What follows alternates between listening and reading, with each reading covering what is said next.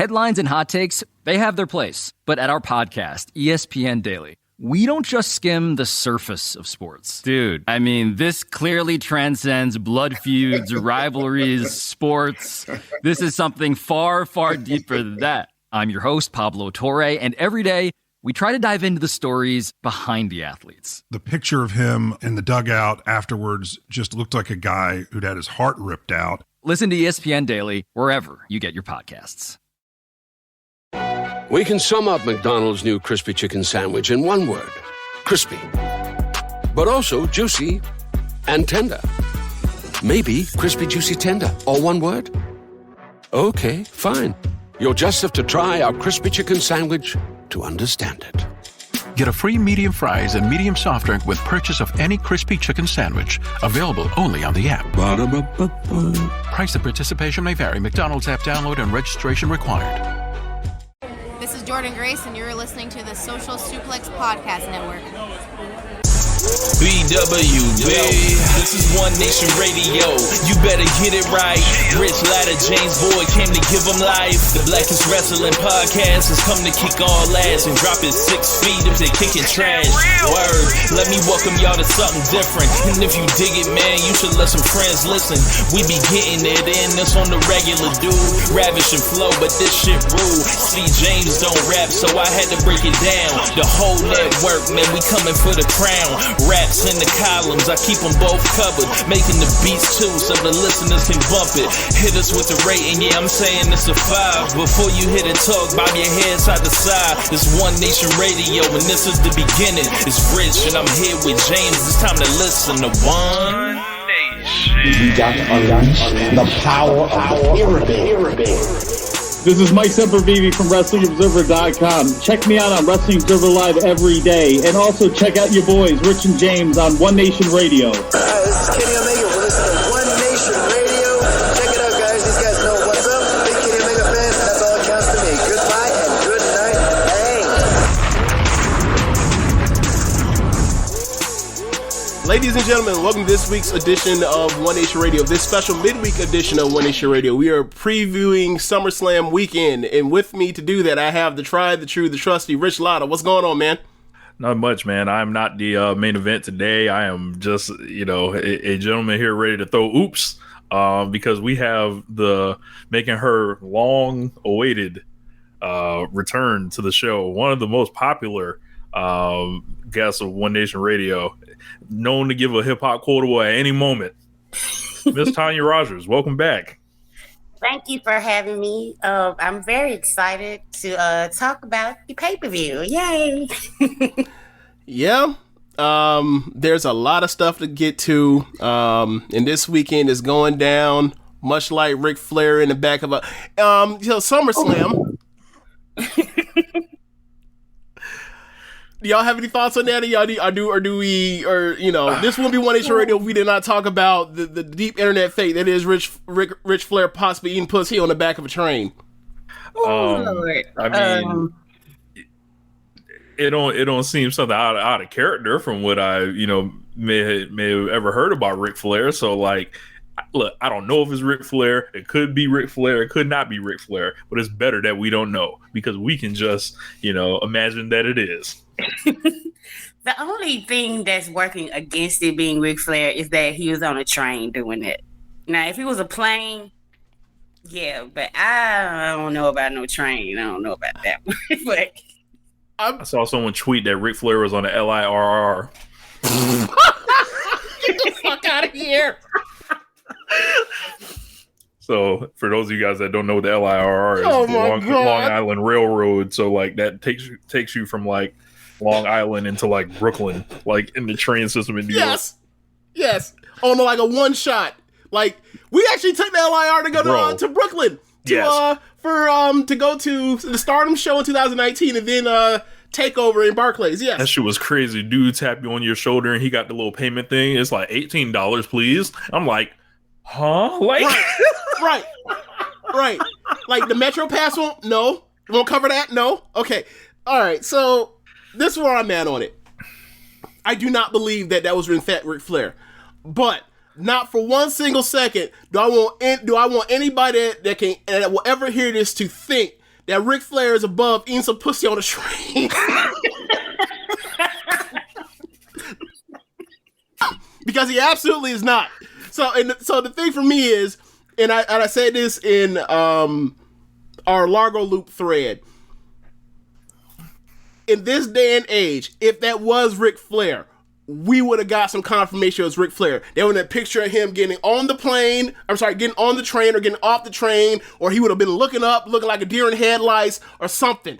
But it wouldn't have just been so happened that he, got the lady's legs up video. And just, there would have been something to confirm this to go along with it. Ric Flair has been too famous for too damn long for not no one to just even look from the side and be like, that might be Ric Flair. If it might be Ric Flair, you gotta at least, you gotta see it through, my boy. You gotta make that's something for TMZ. You can get a quick come up off that. Got to. Yeah. So shout out to Ric Flair. Woo! Look, he's finding new ways to stay relevant. Hey. He was just in AAA last weekend. Right. He's going to be in the NWA. He just got announced for their pay-per-view. So Nation's coming home. They say he's going to wrestle too. You can't tell me Ric Flair. There will be a time when Ric Flair can give you a hot 5 minutes. That's all I'm saying.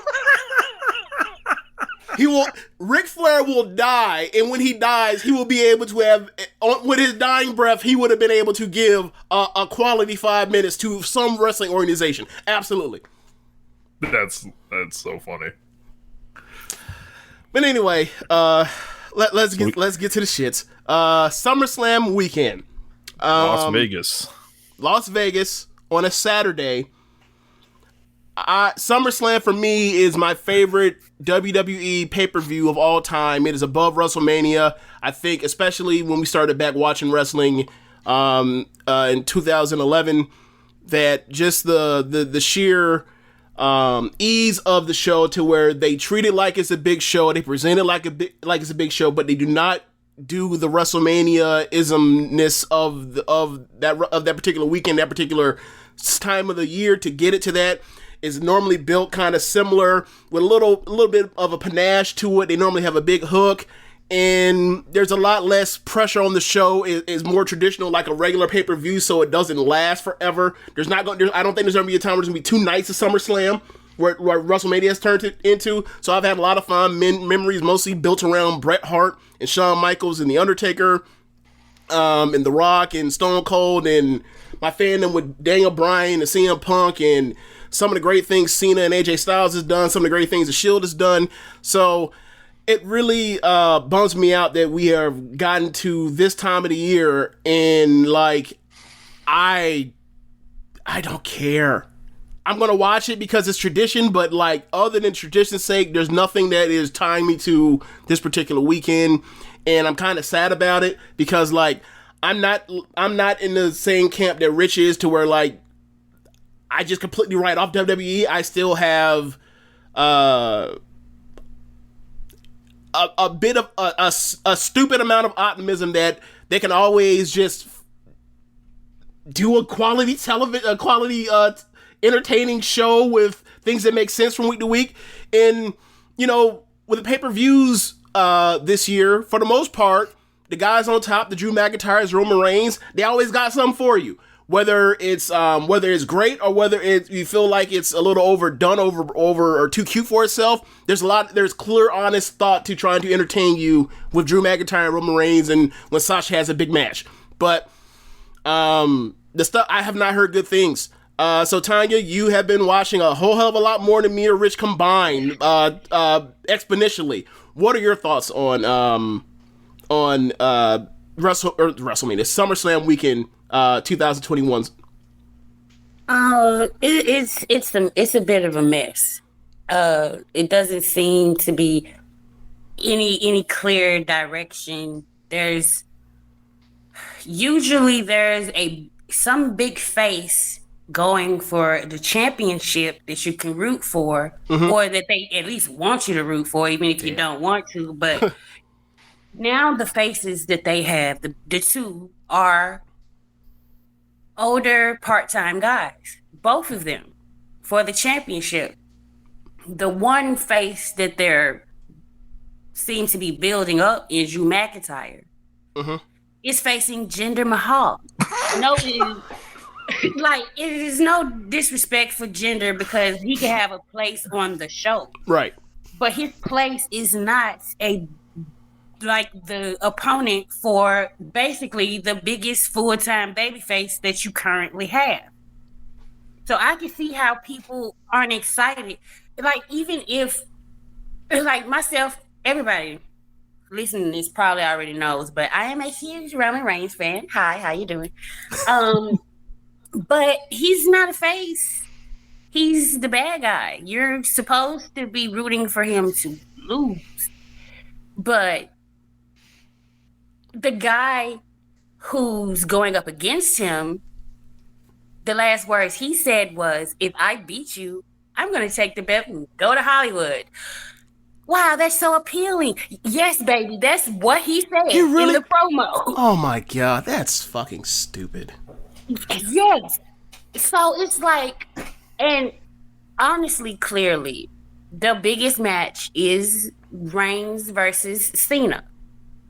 And there was potential with the tribal chief character to correct what they did in 2017, which was give us a no, Vince loves me more. No, Vince loves me more. Well, I drew better. No, I drew better. Like, I don't care. I didn't care then. And now it's even worse because it seems like they're using the same formula, but they're not even, they didn't even bring up that they've met before. They're acting like those two have never crossed paths. They're acting like they don't have a history. They're treating it like Undertaker in Triple H at WrestleMania 17. Like, that never happened. Never happened. Right. Exactly. And so, and when you do that, and then you have John Cena come back and say these things about Roman Reigns that will pop the crowd, because Roman Reigns slander will always pop the crowd. And it's fine. It's okay. He's a big boy. He can handle it. But if at least he's a heel now. Yeah, at least he's a heel now, and he can handle it. It's not really going to damage him with his opinion with fans, his standing in the company. But who is it serving? Who is it helping? What are we doing here? Before John Cena came, they were telling a story with the tribal chief and his family and the people that were trying to come against his throne. And it has seemed like all of that has stopped. Because now we have to get off Vince's fetish of these two, what does he like to say, genetically superior, handsome men arguing over his love in the middle of the ring. I think in incel lingo, those are called chads, correct? Yeah, there you go. Yeah. It's a chad fight. And Vince in the back whacking off to it. And the crowd's popping because Cena's a very good actor. He's a good performer. Right. He's going to say his lines. He's going to get his pop. That's great. But when you break it down, right? What's the story? What is the actual kayfabe story they are telling? Makes absolutely no sense. You were telling lie. First of all, John Cena comes back. Okay, that's fine. Say he ain't over as he thinks. Okay, this is the route we're going. Why not incorporate the horrible things he's done to his family and done to other people to keep the title into the story? None of that. They basically avoided them, shoved poor Finn Balor in there for whatever reason. To be the TV, like, since Cena wasn't going to wrestle on TV, like they tend to do this. They'll pop a third person in there to quote unquote be the TV program for somebody. So can you touch on what the Finn Balor situation is? Because I'm unaware of this. I'm completely unaware of this. So I just know that he went there since he left NXT. Again. Okay, when Cena came back, right? Mm-hmm. He challenged Roman on Raw. Right. I saw that part. Mm-hmm. So then Roman was like, no thanks. Don't need to face you. Outstanding. Basically, he was like, have nothing to prove. No thanks. Been there, done that. So Finn Balor comes out and says, okay, you don't want to face Cena. What about me? And Roman's laughing. And then the crowd started chanting that Roman was scared of Finn Balor. Okay. So then Roman was like, okay, yeah, I accept. Now, see, nobody told the crowd to chant that Roman was scared. Mm-hmm. Roman had that reaction, and he reacted to the crowd. And it all seemed organic, even though WWE set it up. So you have now somebody who the challenge been accepted. The match, they had a contract signing. During the contract signing, Baron Corbin comes out and attacks Finn Balor because he wants to get a big money contract because he's broke and all, his little storyline. I've only seen memes of it. I don't know what happened. Doesn't look like this gentleman's on the card. Oh. Right. So he comes and disposes of Finn Balor. And then here comes beats up Baron Corbin, and instead of long form storytelling. Instead of hey, this belongs to Finn Balor, I'm gonna sign my name to it. The good guy literally stole his championship match. Then they do the face-off, which they said was historic. I don't know why it's historic, because they've been face-to-face before. They've done this. So Cena gets in there, of course, runs him down, calls him a failure, and I'm like, is this Vince? Is Vince talking? Oh, Vince! Cena being a proxy for what Vince feels of Roman.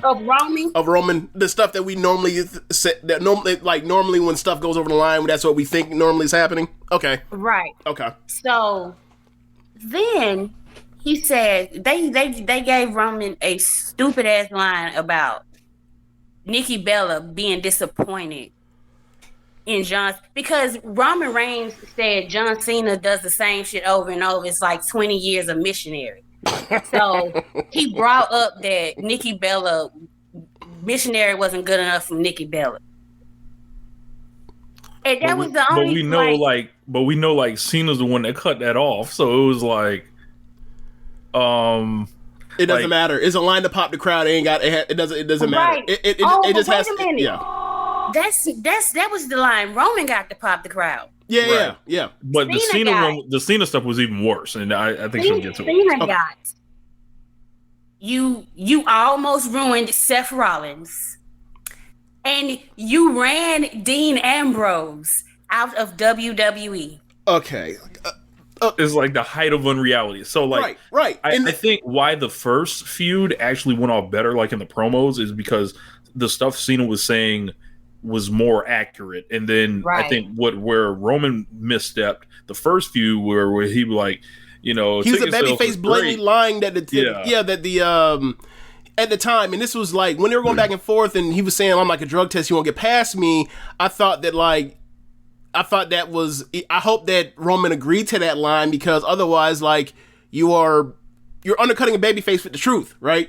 I don't care about PEDs, but Roman was got popped for PEDs at that time. But so for me, in retrospect, I enjoyed the part where Roman got needled at the time, even though I like Roman, because like clearly this whole entire run of pushing this guy to the top, y'all started it too soon. The crowd didn't accept it. Y'all didn't make really much adjustments. He didn't change his character. He didn't really grow that much, even though he kept improving as a performer that they wanted him to be. But the crowd resented him so much that, like, by the time he became the guy that they thought he could be, the crowd had already had made it such an uphill struggle to begin with. Like, they wrote it off. Right. So, in retrospect, looking back at that, like, they shouldn't have went that route. They should have. Obviously, it shouldn't even been on the fucking undercard of No Mercy, which should have been a WrestleMania feud, but whatever. So, going back to this, like, I remember having an issue with Roman saying, like, he's a babyface, and he's saying, like, tickets, WWE's better without you, and ticket sales are way up, and then Cena's looking around at the crowd, and then, like, you get the pictures on Twitter of, like, Cena staring to, like, the camera side, and it's half empty, and it's like, why the fuck would you say that as a babyface as MC of the show in front of a half empty stadium? So Now John So for me, Cena like, now- is the baby face. Roman's fully a heel. Is no longer a face versus face feud. And John Cena is saying like the opposite of the truth. The only reason why Dean Ambrose even lasted that long in WWE is because he loved Roman so goddamn much. Right. Right. And like this is where it gets fucked up for me, like with the stuff. Like I don't mind like when people do like the work shoot stuff. Right. But like put 2 feet in it. Like don't put like 1 foot in it and then like try to slap my head with it, because like if you're going to traffic in the truth, like let it be the truth and it's gonna resonate like more. So like when he said that stuff about like with you ran Mox out of WWE, I think our homeboy Jamie described it the best. It was like, so like he was like, Roman Reigns, you suck so bad like that Moxley like had to say things about your cancer to leave the company. Like it was just like it was all fucked up. One of the reasons why he leaves is because Vince wants him to say something so disgusting that he will refuse to say it, and believes that if that got out, somebody should be fired for it. It's like, no. Like, that is the absolute... It's funny because the whole "is such good shit" right joke comes out of Dean being run out because of Vince. Right. Like, okay, I just want to veer off the topic just a little bit. Sure. Dean Ambrose ain't doing anything drastically different, like as far as card position, where he is now. The difference is he's not doing goofy shit. Right. He's having a lot more fun, and he's not made to look like an idiot. Like, he's not showing up as a world champion. Like, he's not a rodeo clown. Right. Exactly. Right. He's not doing stuff that the owner just think, oh, that's hilarious. Like, stupid ass shit. Right. That's the reason he left. Yep. I don't mind the work shoots. And then Roman was handicapped. Obviously, you have John Cena stand in the ring and call Roman Reigns the most protected person ever. Yeah. This man beat the Nexus single-handedly Right. after being DDT'd on the concrete. Right. Meanwhile, Roman Reigns got the brakes beat off of him, bled, and still lost in the main event of WrestleMania 34. So as somebody who has watched Roman's whole journey, I don't mind you taking shots at him. Make them accurate. And also, why do you see? It's something weird to me. Every time Cena gets around Roman, Vince loses his mind, or he's resentful, and it's like everybody can't be a robot that's just dedicated to WWE and. You know what I think it is? Cena. It's just like Vince you're never going to find that guy. I think Vince was like thought Cena, like he could roll another Cena off from an assembly line, and I think they never found out who like Roman was at his like the time we needed to find out who he was. So long. It took so long. And then you break down the motivations of each man wanting when you look at it, it looks like, okay, Roman Reigns says he is doing this to further the legacy of his family. He's doing this so everybody in his family can eat. Also, so that he can try to move wrestling forward. John Cena said he came back because he tired of Roman. Like, you came back because you jealous. And he didn't even point in the promo, he said Roman Reigns was the best chance they had. So basically, not only are you burying Roman, you're burying everybody on the fucking card. And you're not even coming back to try to get over or help the other people break through that, like, are quote unquote being held down by Roman's underhanded tactics with his cousins.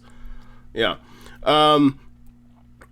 I just think that when they get to these matches now, like these certain matchups with Roman versus another golden boy that Vince has, that like I feel like he just has nothing anymore. Like you point, like we talked about and went back to No Mercy 2017, and you look at WrestleMania 34, and just like all of these feuds have came down to two grown ass adults basically more or less arguing over who loves Vince more, and it's like that. Why is that interesting?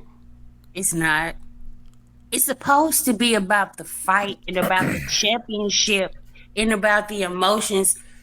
It's supposed to be about the characters. I personally, a lot of this backstage stuff, yeah, it's fun to gossip, but when I tune into the show, I don't be caring about none of that. I know some people do, but I don't care about that. You give me a story, give me a character, unless you like somebody who's done some reprehensible shit outside the ring. I really don't care about, oh, well, the boss, well, like everybody's supposed to try to get liked by the person who's booking the show. How is that a bad thing? But it's really like if Vince likes you, that's a kiss of death for certain wrestlers.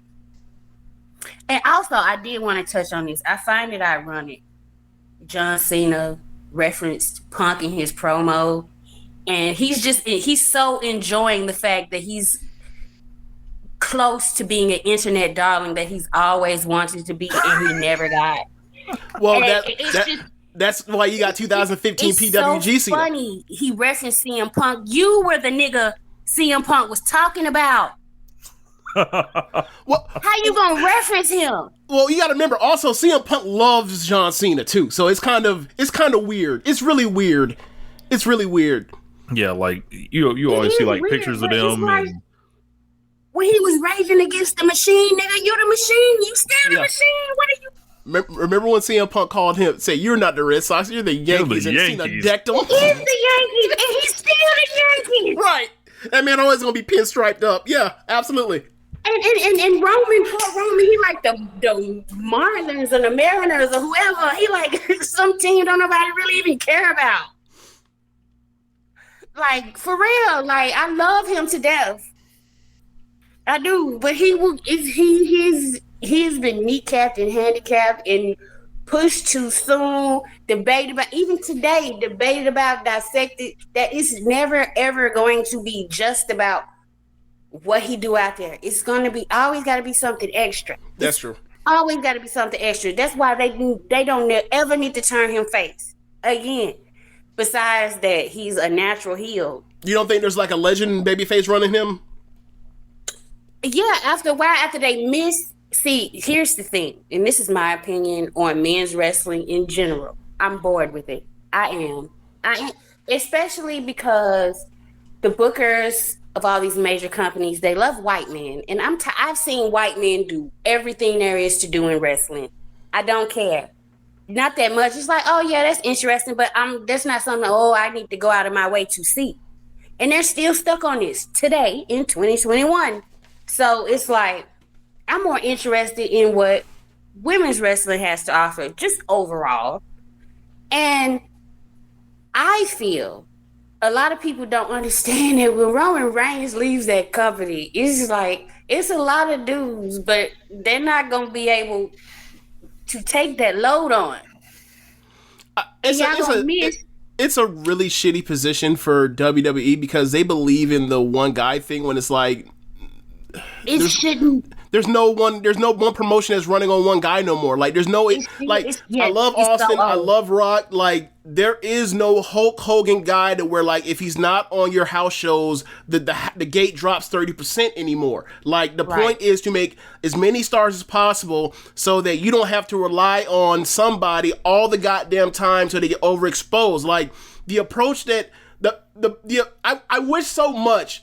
And like looking back at like the runs of WWF that I have loved over the last 11 years or so, give or take, is that like either somebody got incredibly hot, they had a feud or two feuds going on one show at the same time that basically carried the run of episodic television they were on, or it was like the brand split in 2016 and SmackDown had it to where basically like you're going to have this to look forward to in this week or in 2 weeks or in 3 weeks. And like so many of these different approaches that work in these runs that I've loved of the main roster. It was working on NXT in 2018 through 2019 till they ended up until Portland happened and then pandemic happened.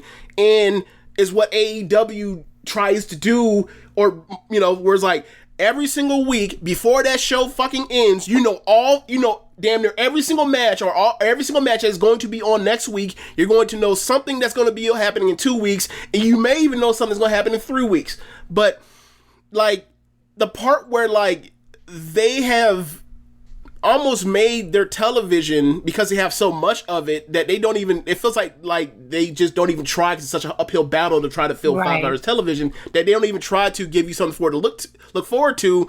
And it feels like I'm watching baseball, which as a kid I loved. Now I don't even bother to follow. And like for me, it's just like all you have to do is build towards stuff. And like NXT has been a mess since the pandemic hit at times. But Triple H can always build towards something over 3 weeks. Regardless of how bad it ever he tries to zig or zag, or it gets screwed up, or his plans get changed because they're developmental after all, or whatever, he can always find a way to wipe or set the table towards something in 2 or 3 weeks.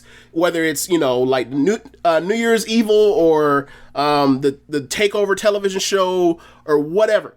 Like, and Vince doesn't, it seems like, and he used to do this all the time. Like, in hell, like, even recently, as like, remember how they built towards the Batista Triple H feud for WrestleMania 35? Like, they used Ric Flair's 70th birthday to then shoot that angle, and they promoted that for weeks, that they're going to bring Rick on. It's going to be 70th birthday, and then they did it, and then, like, Batista was very good in that build, and Triple H were very good in that build. The match didn't work out, but it was like, that was just straightforward television. They built towards something. They gave you something that you weren't expecting, that was better, and then, like, you had 2 guys talk about their past because they've wrestled a bunch of times, and they yelled at each other because they hated each other, and then the match didn't work out. But it's like, that's how the Bills, like, that's simple wrestling. Why? And I think Cena and Roman, like, they missed the boat on, they never did none of that with each WWE. other. Like, they're like, yo, they could turn this to like a generational thing, and they could. It's like, absolutely, they don't think like that. Like, they don't think to say, hey, Cena, you lost to this man like 4 years ago when you were younger, when you were faster, when you were like, and it's like, you could do a lot of cool segments like why, and you're here now and you've been away, like, why should he even take you serious? Like, there's the last time, like, and you're old. Like, the last time he was seen, he was being off in the abyss somewhere with the Fiend. Right. Okay, I guess we can't bring that up. You can't do that. Yeah. But I mean, but Alexa like, Bliss Fiend no still longer walking exists. around like the way she is. So the company is a mess, and it just seems like it's Vince used to make decisions and just do it. And I don't know what happened, where he's going, who he's listening to. It don't seem like there's any direction other than, okay, Fox told me I need to have these people on SmackDown. So I'm gonna put them on SmackDown, and then I guess the rest, everybody else on Raw. And that's how I think that's how it's been seeming to me. Even with outside of this feud, talk about Seth Rollins and how he's had momentum and they lost it so many times. And it's like, well, what happened? And you could trace it back to a booking decision that they made that everybody said they shouldn't have did. Yeah, a ref stoppage and a Hell in a Cell. Like, if you're going to do that with the Fiend, you either go all in, stop being a pussy and do it, or leave that alone. And they dragged ass on him. It was like, and I enjoyed the Firefly Funhouse, whatever that was. Mm-hmm. I knew when he got in the ring, it was going to fall apart. But I was hoping. You know what I'm saying? I was hoping. Right. But God bless Bray Wyatt, but in the ring, he's never been the one to. Tonya, we have audio from 2013 where we essentially laid his career out. What was going to happen to him? Yeah, like his first match was at that Inferno match against Kane at SummerSlam 2013. I said that shit sucked. They basically did like the cage match finish where it's like they got guys on the outside, they get into the cage, or they went over the top with a fire retardant thing, and then they laid them out. And I was like, bro, if these are matches, it's not gonna work. And whatever this Sister Abigail stuff is, eventually, like, they're gonna have to get to a point to where they have to pull the trigger and have a next development. It can't be J.J. Abrams mystery box bullshit. Well, all they kept doing was kept finding new different mystery boxes every single time, whether he has dreadlocks or he's putting smut on his face and looking like blackface, or he's or he becomes Mr. Rodgers, and it kept being more mystery box shit. And I remember when the buzzer came out in that vignette where the buzzer came out and I heard him laugh. I was like, oh my god, that's Bray Wyatt, and he has a literal mystery box this time. And I was like, I remember when he beat at SummerSlam against when he beat Finn Balor and sent him to NXT, I was like, look, that entrance is incredible. The remix rock music of his entrance is awesome. He's over with the crowd. They have them something. Don't fuck it up. It took them 2 months to fuck it up. Like, here's the thing with me, right? I have my taste for wrestling. I don't have much patience for bullshit and goofiness. I want to see people. I wanted to be treated similar to a sport, right? Like, that's why I'm a wrestling fan, not necessarily the sports entertainment stuff that Vince is, using as an excuse to not do traditional pro wrestling, right? Like, the hottest shit they normally do is always goes back at his heart to the Central Pro Wrestling. Guy X is going to fight Guy Y over either pride or money or a love interest or something, and there's a tension for why they're going to fight, and eventually they're going to fight for a title, and then eventually resolve it in the ring, and then they go from there. Like, that's the simplest thing, man or woman. There's goals, there's something at conflict, and we're going to solve the conflict in the ring and whatever else. All this other stuff is window dressing around what the simple thing is. It is like, I remember watching this YouTube video explaining like the Pixar process of why they tell so many great characterful stories and why they're so successful at storytelling. And they said that like they do this thing where they workshop where they have a bunch of different producers and directors. When somebody comes up to pitch an idea, they all send it out and they basically workshop it through or whatever else. And I thought that's pretty cool to collaborate with people to kind of, make sure you're heading in the right direction. But this person pointed out that like, you basically break it down to as simple as bits, the once upon a time theory. Like, once upon a time there was X, and then A, B, C, D, C, G of just breaking down, like writing out like the process of a story and a plot and what comes up, how they overcome it, or how they stumble, how they change and adapt and sacrifice to overcome and get to what they want to be at the end or whatever else. Happily ever after, right? Like this fairy tale line out for telling a story like a Disney or Pixar movie. Mm-hmm. All the window dressing or all the great stories we've ever had and watched in wrestling over the years. Think about it. Decades of wrestling watching amongst us three. Decades, right? Yeah. All of it comes down to person X, person Y, or parties X and party Y, and they fighting over X, Y, or Z. Who gives a fuck? You just got to give us a reason to want us to understand the tension, and then we go from there. And then we go from there week to week to week, month to month, even year to year to years, with breaks in between. Vince thinks he's figured out a different wheel. Because there's 5 hours of television, or 7 hours, depending if you want to include NXT, because there's 7 hours of weekly episode of live television. He thinks there's new wheels. Ain't no new wheels. It's window dressing. And that's why you get the bad title challenger that loses 1 million matches, because it happened one time with Daniel Bryan. So we'll do it with Bayley. We'll do it with Finn Balor. We'll do it with Sami Zayn. We'll do it with Ricochet. 3 weeks. You got 3 weeks. It didn't work. You didn't get over because we 50-50 you in the first few weeks, and it's like I just that's why I don't care anymore. I love all the wrestlers. There's still my favorite wrestlers are still in WWE. The most of them, the largest concentration of my favorite wrestlers and on the scene wrestling active today are still in WWE. But when you bring back John Cena after not being around since 2020 to face the biggest heel on the block in the industry, and the feud comes down to like the stuff you detailed exquisitely, Tonya, and all of it comes down to essentially is we're two daddy loves me more than you. Right. Why would I want to watch that? Exactly. I hope I'm going to watch it because I like both of them dudes, and I hope they have a great match. And like, quite frankly, I thought Cena fucked off so much in their first match that they couldn't have a good match.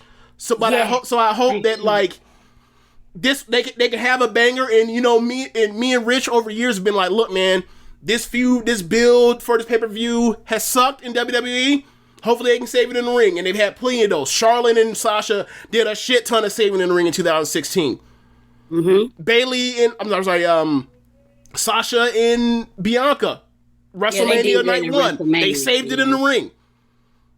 I hope they can save it in the ring and give me something memorable, because like it just feels like they were like, these two need to have a great match. These are two of the greatest wrestlers in WWE history, two of the greatest over 250-pound dudes in WWE history. And me and Rich were talking about this when earlier in the year, when like McIntyre and Roman were like giving us bangers on pay-per-view on every, you know, for like a three pay-per-views in a row. We were like, look, man, the Roman and Drew McIntyre are two of the greatest, you know, Vince McMahon guys in the ring they've ever had. I love watching Drew on pay-per-views. I love watching Roman's main event matches. Sometimes they get melodramatic, but at least like they're starting to it, and when they bang, they do bang. So they need to have, I want them to have a great match. I really do.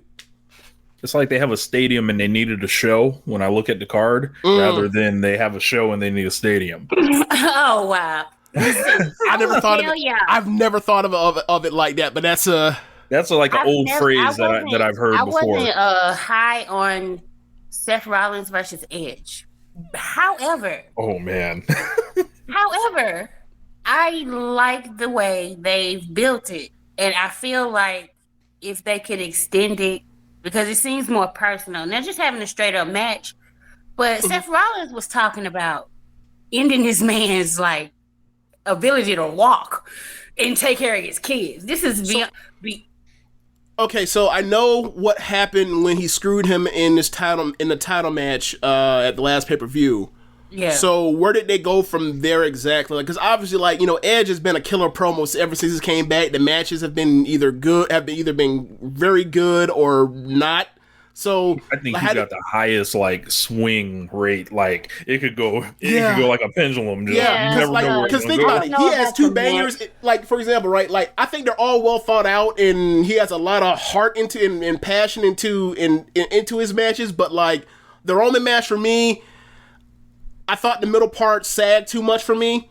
But the WrestleMania match with Daniel Bryan, that was a banger. The greatest match ever match, it wasn't the greatest match ever, but like it was a 4.25 star match. That match was great. The first match he had back with Orton, it was good, and then like it just kept going forever, and it went way too fucking long. The one at WrestleMania? Right, WrestleMania 36. So for me, it's like like he said, the variance is a wide variance. So what is Seth's motivation? I know he said he wanted a title shot. He lost at Money in the Bank, so he basically snapped and screwed Edge. So where did that take us after he screwed Edge? Well, Edge attacked him to get his revenge. Okay. And they had a face-to-face. And Seth Rollins, he said that he's the person that's meant to beat Roman Reigns for the championship. So his motivation is that if he can't win it, he's going to stop Edge from doing so. Then Edge... What a hater. Anyone but you. It's like the Bray Wyatt, Roman Reigns, anyone but you. But it's that was just surface level. This is getting deeper. Fair enough. Because Edge brought up like the similarities that they may have as characters. Edge always does that.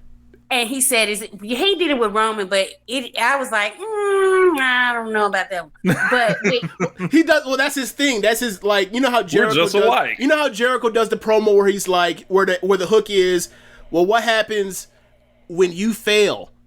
Like, you have all this pressure happens when you fail. Like, that's a classic Jericho hook.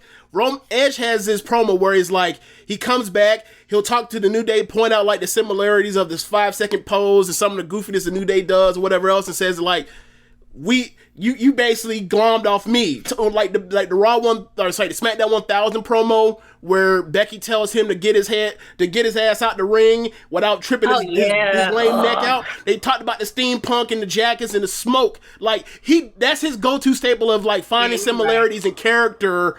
To find a middle ground, like it's very like Foley-ish of like being the person that like finding the common ground and then like pointing out the differences of why there's going to be a conflict. Like, so like I love Edge. I love Edge as a promo. But so sorry, Tonya. So talk about what he pointed out and then go from there. Sorry. So he pointed out, like, you know, the cash-ins and things like that. So that really upset Steph. He was like, no, I am not Edge light. So the next week, he came out with a video package. So he was like, yes, Edge may have cashed in first Money in the Bank winner, but Seth Rollins was at WrestleMania and the cash in of the century. Like, the video package was very well done. And he was saying that Edge is upset because Seth Rollins is a better version of him. And he's still talking about crippling the man. So I feel like where it's going to go is it's going to be some type of disqualification. Somebody's going to go too far at SummerSlams, and Seth Rollins might be able to get away. Extreme Rules, I think, is the next pay-per-view. So just to me, it will make sense for the level that they have that it would be like, you know, like a blood feud type of match. But, you know, Vince is weird. He might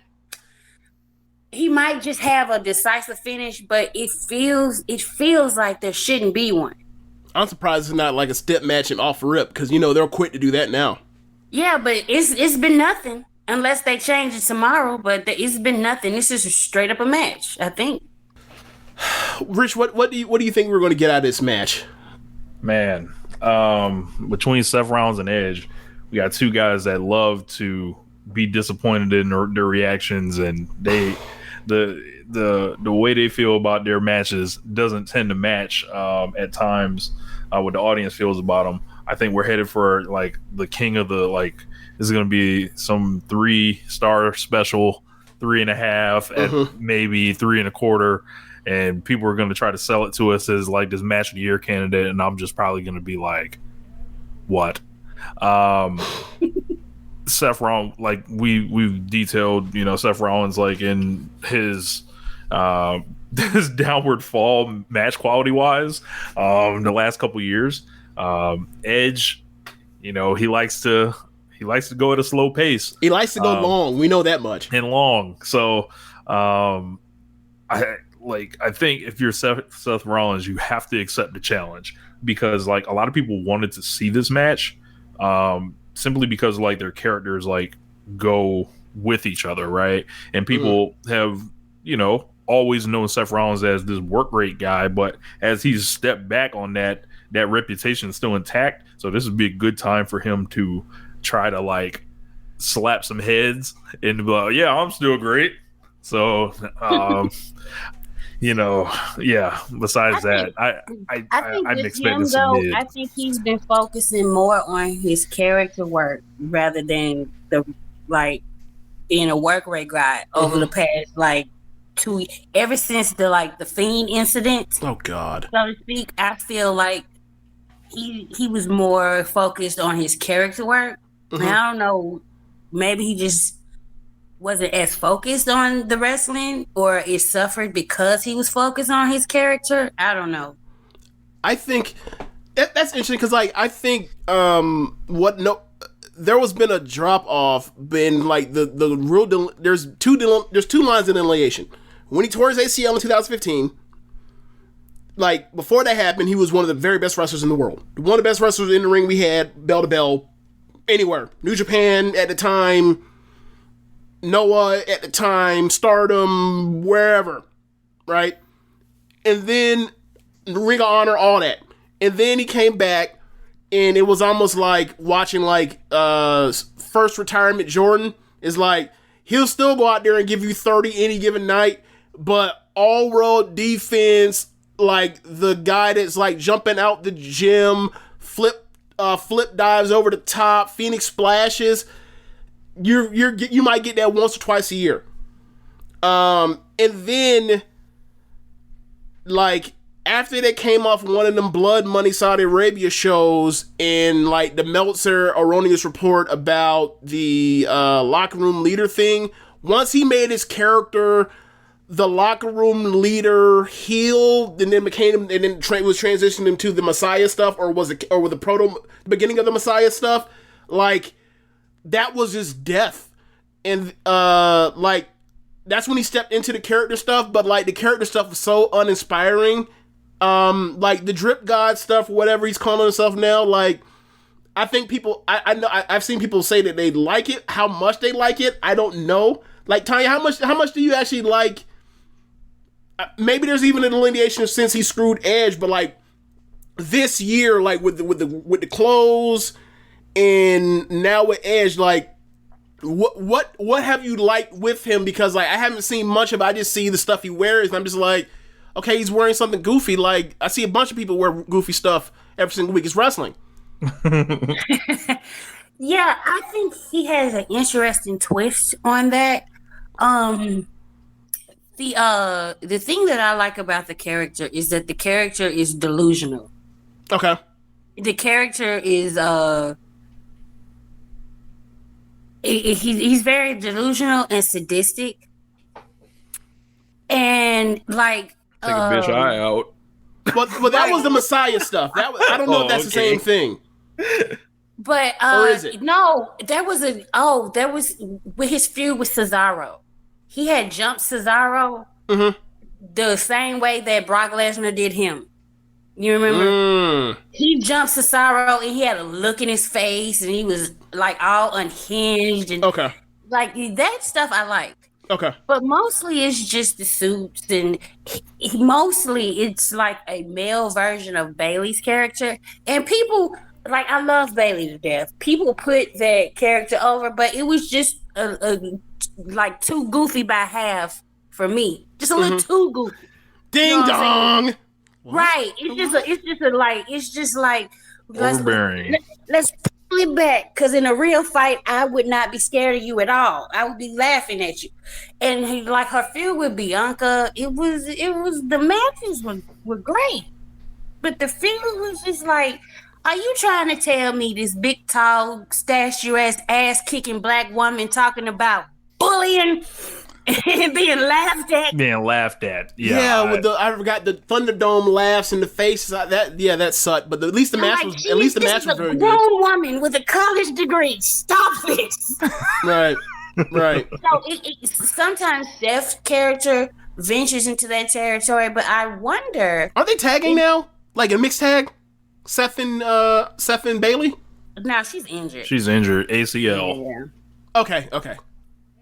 So, it felt like sort of in the same vein, except his outfits are a lot more flashier. I like when he gets more sadistic and more like. At first, he was just floating, doing stuff for no reason on SmackDown, but now, like that, he has Roman in his sights, and he's saying he actually said he's the heir to the Universal Championship. I like the way he puts it, like, heirs are born. Like, that's the wrong word. But, I like that he's using the wrong word because it adds to his delusion. Like, he's just supposed to be the one to beat Roman. I don't know how they're going to work that coming down the line, because he has made himself such a despicable character. And Roman Reigns is the tribal chief, so they're both bad guys. Heel versus heel for WrestleMania, first time ever. Listen, I would love to see those two face each other at WrestleMania. Should have already happened. Thank you. However, this current version of Seth Rollins, it does nothing going up against the current version of the Tribal Chief. It's in opposition of each other. So I don't know, but it looks like that's where they're going. They've teased.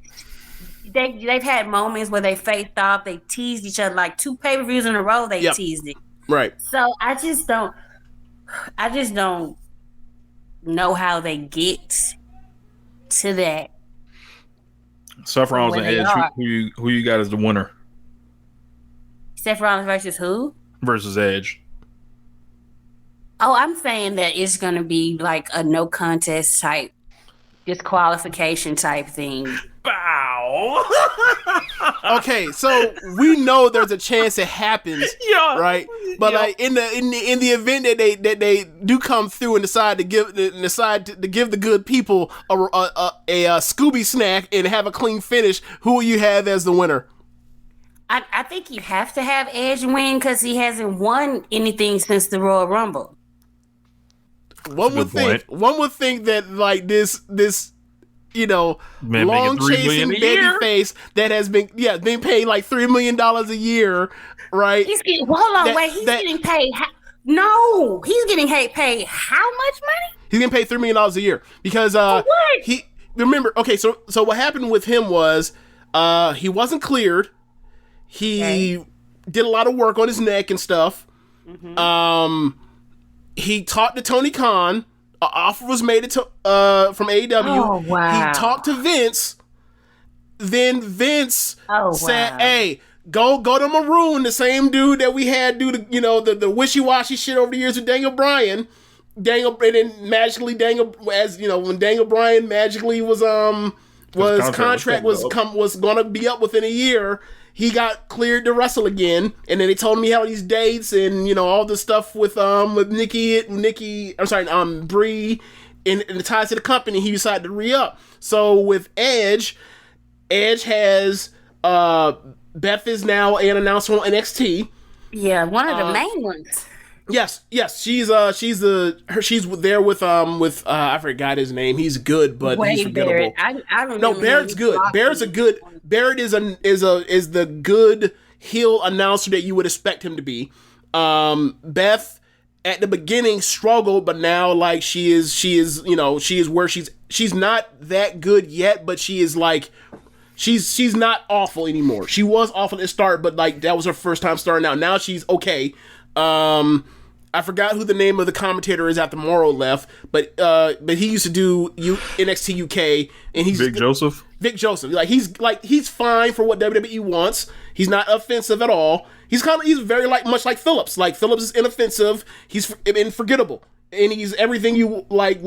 He's the person that like Michael Cole is what Michael Cole has groomed the person to be, of just like being competent. Like Michael Cole doing commentary stinks. Michael Cole being the person that helps the person on commentary, like give the vision of what Vince wants on products, or when he's not getting motherfucked with Vince in his ear, is way better than when it's Michael Cole in the chair and he's getting motherfucked by Vince. It is shocking. Like he's a way better coach than an actual player. You know what I'm saying? But anyway, back to Edge. So Edge ended up getting cleared. And then he signed, and then they gave him $3 million a year for, was it 3 years, 2 years? I can't remember. Maybe 3 years. Yeah. Well, the thing you gotta remember that was when the money was exploding. This was at the time when like they was giving everybody in the 5-year deals to re-up, to try to wait out AEW. AJ Styles' friends. Yes. Also, okay. Yes. But he's gonna actually get paid because he will go to AEW in a heartbeat, and given his promos, given his passion for the business, they would use him to great effect. As opposed to Gallows and Anderson, which is like, they came in with AJ Styles, and the second they detached from AJ Styles, it didn't matter worth a damn. Yeah. So yeah, like he's getting paid $3 million a year. He's been cutting these great promos the last 2 years, talking about his drive to get back, his drive to win back a belt and everything. Like, it would be nice if they threw the people a bone. It would be nice if they threw the babyface a bone. Yeah, I mean, they got to start. Why are they paying him all this money? Think how much money they pay Rey Mysterio. Think how much. We don't know how much they're paying Rey Mysterio, but we know what Rey Mysterio goes for and the price he commands. So, and think how they treat Rey Mysterio. He's one of the highest paid guys on the roster. Like, he may or may not be on a given show. Like, he can mess around and be on a pre-show or something. Right. Yeah, Rey Mysterio. He's sometimes I watch him and I'm like, I was like 14 watching this man, and sometimes I watch his matches and I'm like, this is a clone. They replaced a legend. A legend. There's a clone like Gucci. They replaced that fella. Like, no, he's a clone like Gucci.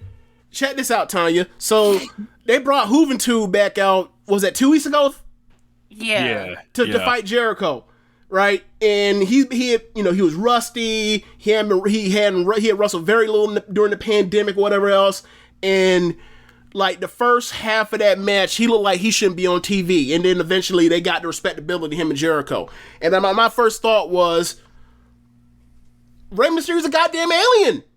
It's something going on that we need to investigate. Rey Mysterio has been. I am 30. I turned 34 in November. Rey Mysterio has been great ever since I was a toddler. Great, not good, great.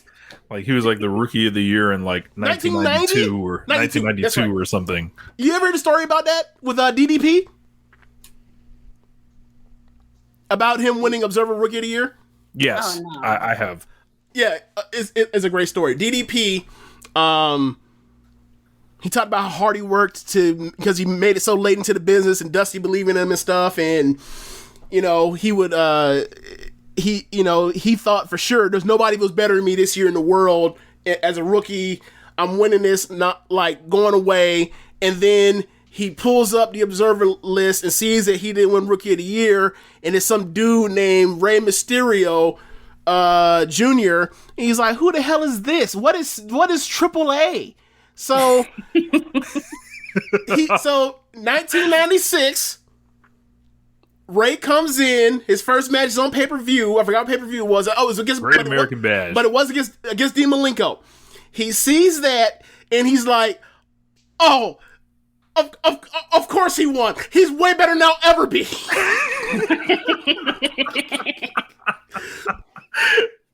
I love DDP. Yeah, DDP's great, man. DDP's great. That was one of my favorite DDP stories. Crazy. Yeah, but I'm stuck on the $3 million. That was the price of the brick. You don't want the brick? Somebody else will pay for it. Yeah. Listen, see, this is why, even though I do not watch AEW a lot, I root for them to continue, because seeing wrestlers get that much money out of Vince, it just warms my heart. Yes. Like, it comes from such a good place. Like, do you know when Roman Reigns' contract come back up? I want him to take that man for everything he possibly can. Do you understand? I think question. Roman re-signed recently. He might not be up for like 4 years or something. 4 or like 5 years, yeah. I have a question, Tonya, for you. Yeah. Do you want him to continue wrestling, or do you want him to build or do you want an extra strategy for him to? I think I've talked to you about this a little bit before, but like, what do you want for him as far as his career or his health or all of that, or a game plan? Like, because I kind of want him and Becky to leave. Yes, and go to Hollywood, and Sasha too. At this point, I want him, when his contract comes up, I want him to be in a place where he is able to go make other projects outside of wrestling, because I think he's too good for wrestling. And continue wrestling or stop wrestling altogether. I want him to continue to get a check every once in a while and to show up. Okay. Like, drop in. Hey, I'm back. Came to get my pay-per-view, my WrestleMania check. How y'all doing? Then dip. For a couple of years. And then after that, just, every once, but like, I want this to be his last contract wrestling full time for them. I think he's given them enough of his time and soul and body. Yeah, and like I think that's the thing for me is kind of like I like these people so much that like if that's what they want to do, like more power to them. It's their body, it's their choice to do all that kind of stuff. But like with the people like Sasha with Mandalorian, with Becky getting looks to do, having a inkling for something outside, something bigger. Roman with the Hobbs part or whatever else, or the Hobbs and Shaw part or whatever else is like. If that's what you want to do, if that's what you want to do, and you're tired of throwing your head at the ground in the way that in the words CM Punk, go do it. Because I just see so much passion that all these people have, and I'm just like, how is this creatively fulfilling? Like the last, they're not being met where they like their passion. It doesn't seem like Vince is meeting their passion.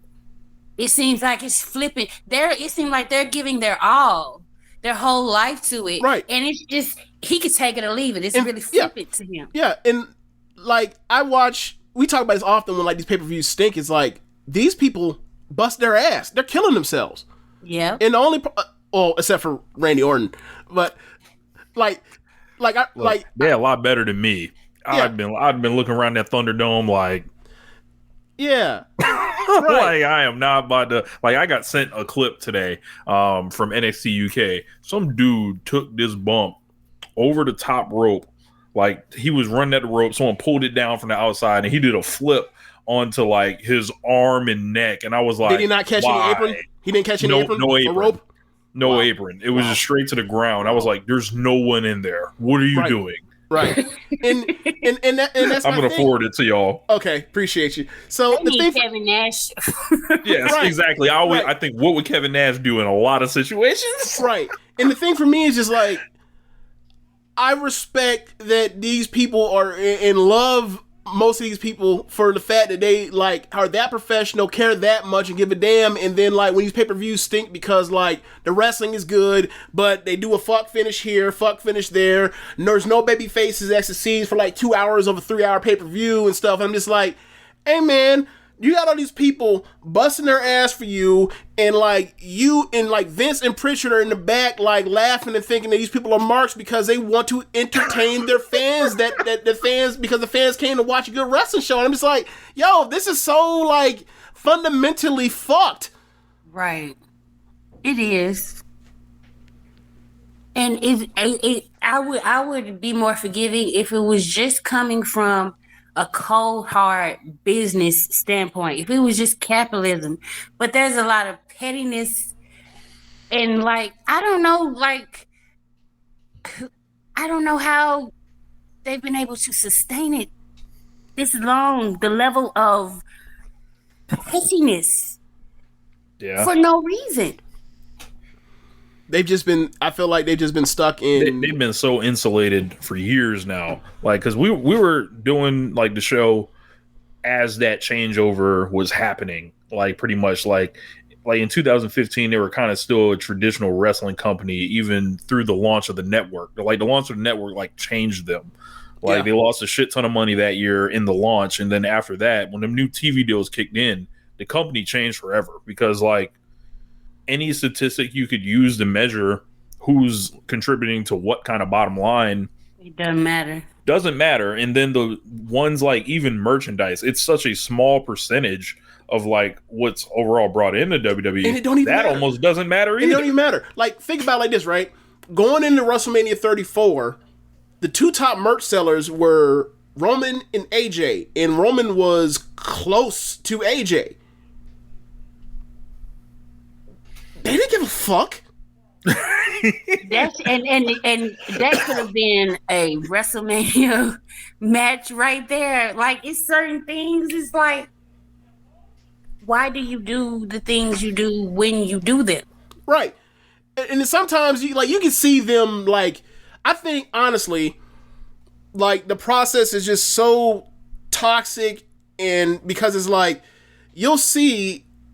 And this is how, like, NXT failed, right? NXT in theory, should have been like the easiest layup in the world. Like, from this perspective of, okay, you don't have to make money. You don't have to make money. You're on the network. We bring in some guys to hoard from the rest of the internet, from the rest of the world to stop a possible AEW from happening. They were Skynet before they were Skynet and Terminator trying to stop the shit from happening, but the resistance still crept through. Sarah Connor still was gonna get pregnant regardless, but that they were trying to stop that from happening, right? That seed from getting planted. that was a terrible. Sorry. I apologize. That's awful. Forgive me, Arnold. Forgive me, James Cameron. Forgive me. I'm sorry. But anyway, like, once Daniel Bryan breaks through, once CM Punk breaks through, once the Shield breaks through with a CZW guy and a Ring of Honor guy, they don't know how to handle it. It's like, you got John Cena, you got Roman Reigns, you got your two Shield guys, you got Daniel Bryan, CM Punk. The 6'2", 250-pound threshold that what Vince wants for his guys to be bodybuilders, whatever else, like, that's out the window. So once that happens, and they start bringing in, and they already got a Sami Zayn and a Neville there, excellent wrestlers, and they have the makings of Charlotte and the Horsewoman and Sasha and Becky and Bayley and Paige. Asuka came later, but like, you have all of that, and it's like, okay, they come up, like, your stars that were in FCW/NXT are going to be stars eventually, or they will just base off of aging and the fact that, like, you haven't been able to develop any really good talent for a while. Then they develop better talent that is not from the indies or doesn't have an indies look to them or whatever else. And then it's like, okay, so you have all of these people that are inexperienced at wrestling. The only way you get better at wrestling is by wrestling a lot. Unless you're one of the lucky naturals, but you have to be like a Kurt Angle, which means you did a lot of stuff very similar to what you already do anyway to be a Brock Lesnar or Kurt Angle, so that almost don't even count. You go from there, and it's like, all right, so what you have in the PC is quote-unquote body people and people that are very experienced, and it's like, all right, well, you want to merge the two, and that's what NXT was at the beginning. It was a merging of the two. Like, for every Sami Zayn, there was a Mojo Rawley, or, and there was a Jason Jordan, and there was a Shawn Spears as a tag team, right? So then over time, it became, we're stockpiling more indie people, and it's like, all right, well, like, the indie people are better because they have all this experience advantage over these other people. No more traditional wrestling, been over a bunch of different places in rows and towns and cities and countries, and know what works and what can work compared to these people that are fresh to start. And it's like, all right, so you want to merge them together, right? And then it's like, all right, you have way too many people for the amount of teaching that needs to be done. So you got 7 rings with like 100 wrestlers. It's like, well, what the fuck? Like, it's overload. Like, I always heard like wrestling trainers say, we only need 1 ring. Like, but I mean, think about it. If you have 100 wrestlers to develop, how many do you think are actually going to develop? Right. Like, it's just simple, right? Do you want your kid in a classroom with 15 people or with 35? It's really simple. Yeah. It's really simple. So that happens, and obviously, like, this comes with a lot of ambitions for Triple H and a lot of Vince wanting for the greed of wanting to be in on every dime bag being sold, which is wrestling, and it still happens. Like we talked about, like, AEW still happens. Right. They didn't stop nothing. Right. They slowed it down. They potentially slowed it down, but Like but this could have been all along. This could have been Ring of Honor, but Ring of Honor never wanted to. They always wanted to be the middle ground. They didn't want to go big and they didn't want to go small, so they stuck to be in the middle. And now they don't even. They may as well not even exist. Bro, So, like they had like 150 tickets sold in Lakeland and then pulled the show due to COVID reasons. Keep on, you're right. I haven't heard anything about. Wow, They got tons of good wrestlers there. Yeah, dudes that could hang anywhere in the world, but like there's just no interest in Ring of Honor as a staff, record label, and a crew. And think about it. This is the choice we made in New Orleans when we were going. Tonya, I don't know if you noticed, but like we became before the pandemic. We became like the guys that would go, or a part of the group of guys that would go to a WrestleMania week, and then like go to all the indie shows that are WrestleMania to watch all the rest because we're such wrestling fans. Like to go to the New Orleans 2018 WrestleMania week and to say, hey, I know that the NXT Takeover is definitely going to be one of the greatest WWE shows of all time. We knew that going in. And then it ended up being even fucking better than we even imagined it was going to be. It ended up being quite possibly the greatest NXT or WWE show ever, in ring-wise. And we said, no. What we're going to do is we're going to go to the Ring of Honor show because they have Kota Ibushi there. They have Punishment Martinez there. They have Hangman Adam Page there. They have and they're doing Cody Rhodes versus Kenny Omega. Let's go. And they had and at the time before we found out that he was the scum of the earth, Marty Scurll might possibly become the Ring of Honor champion. And we went. And then we said we'll watch Takeover the next night because they were going in the same morning. Yeah, in the morning because they were running on the same night NXT and that Ring of Honor show, Super Card of Honor that year. We went there, watched that Ring of Honor show. Then the next morning, watched Takeover. It was blown the fuck away, and like I have no regrets. Like that was what Ring of Honor was in 2018. That is Daniel Bryan's not walking through that door. CM Punk's not walking through that door. Samoa Joe's not walking through that door. AJ Styles not walking through that door. Christopher Daniels not walking through that door. They're just completely irrelevant. They may as well be NWA. It's crazy that they had the opportunity to be all of this. Hell, they shot the pilot for AEW. They helped produce that. They helped produce the pilot for AEW on pay-per-view.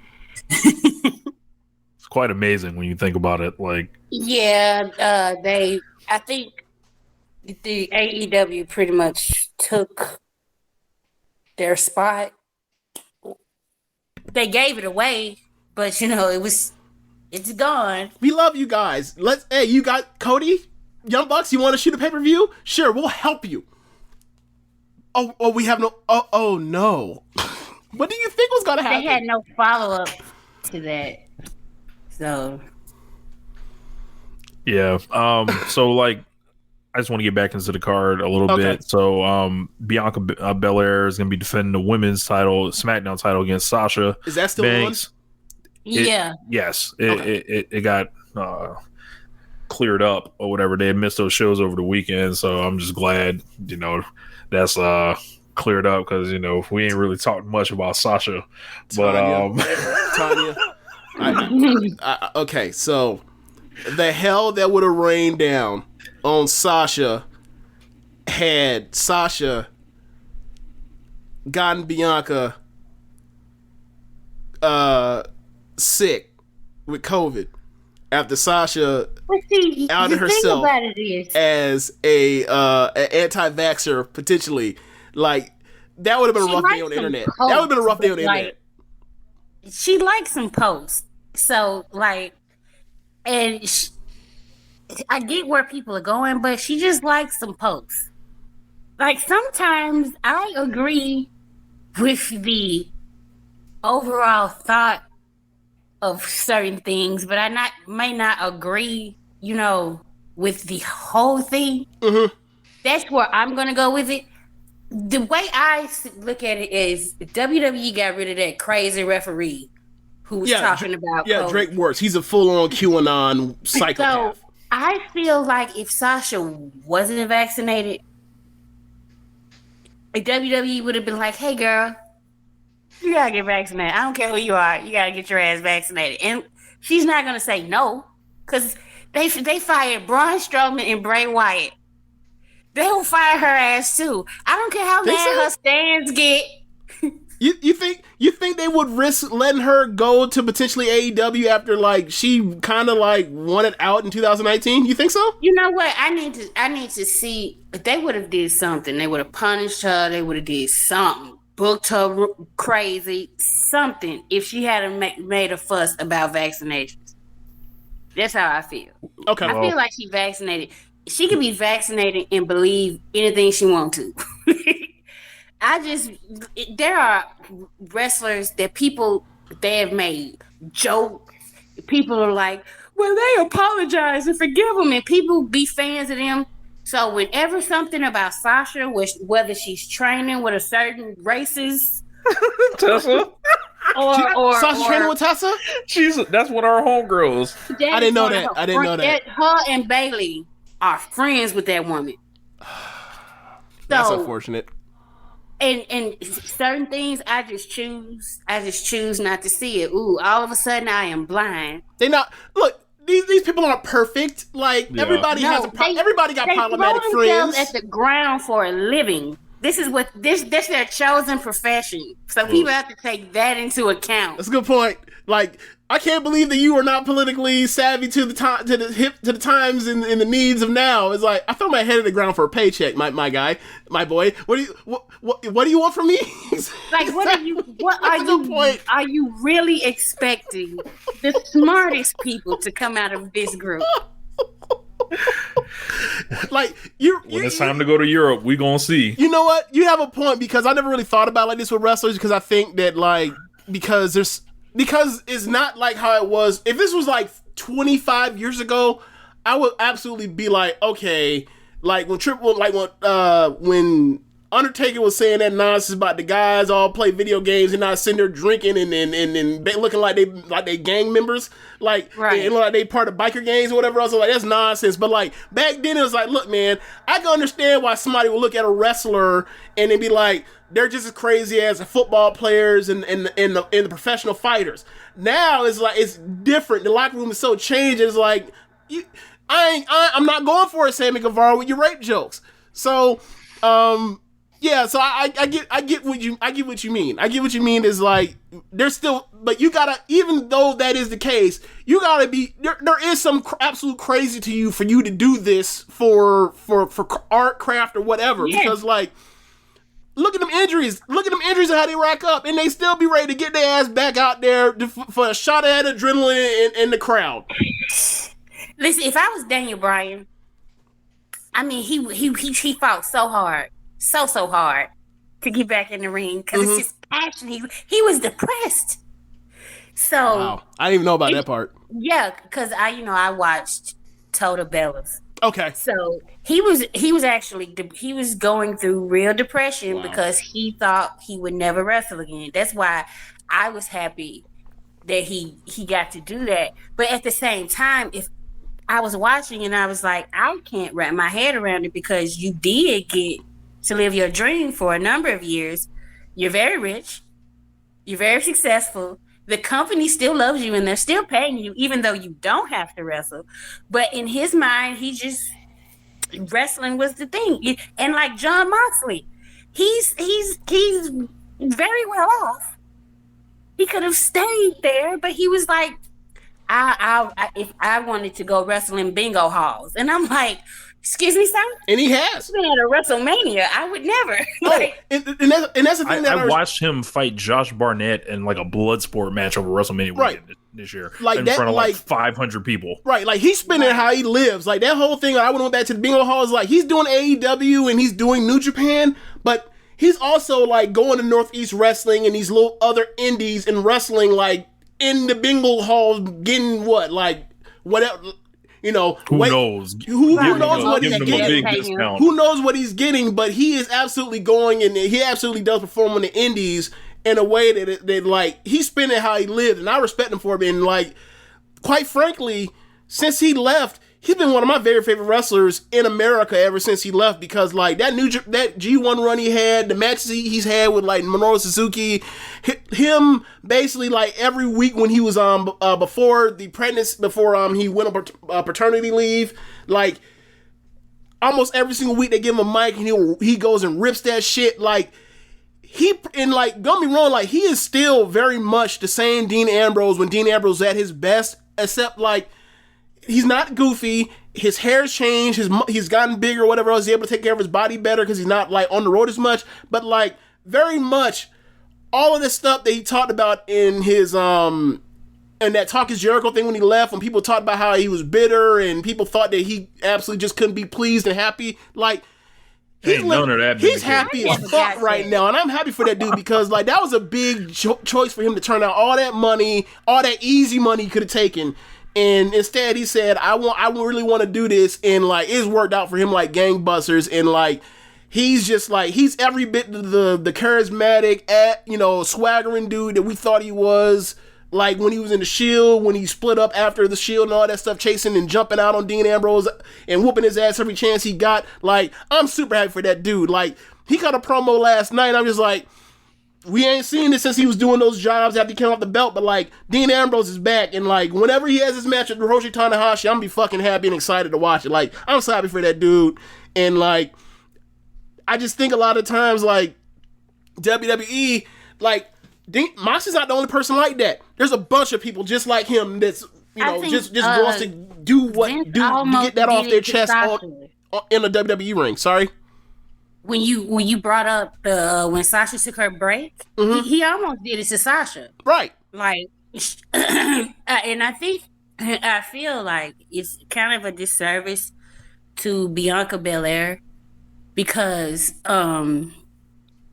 what he did with Sasha was he used her a lot because she was so good and over to get mainly Charlotte and Alexa Bliss over.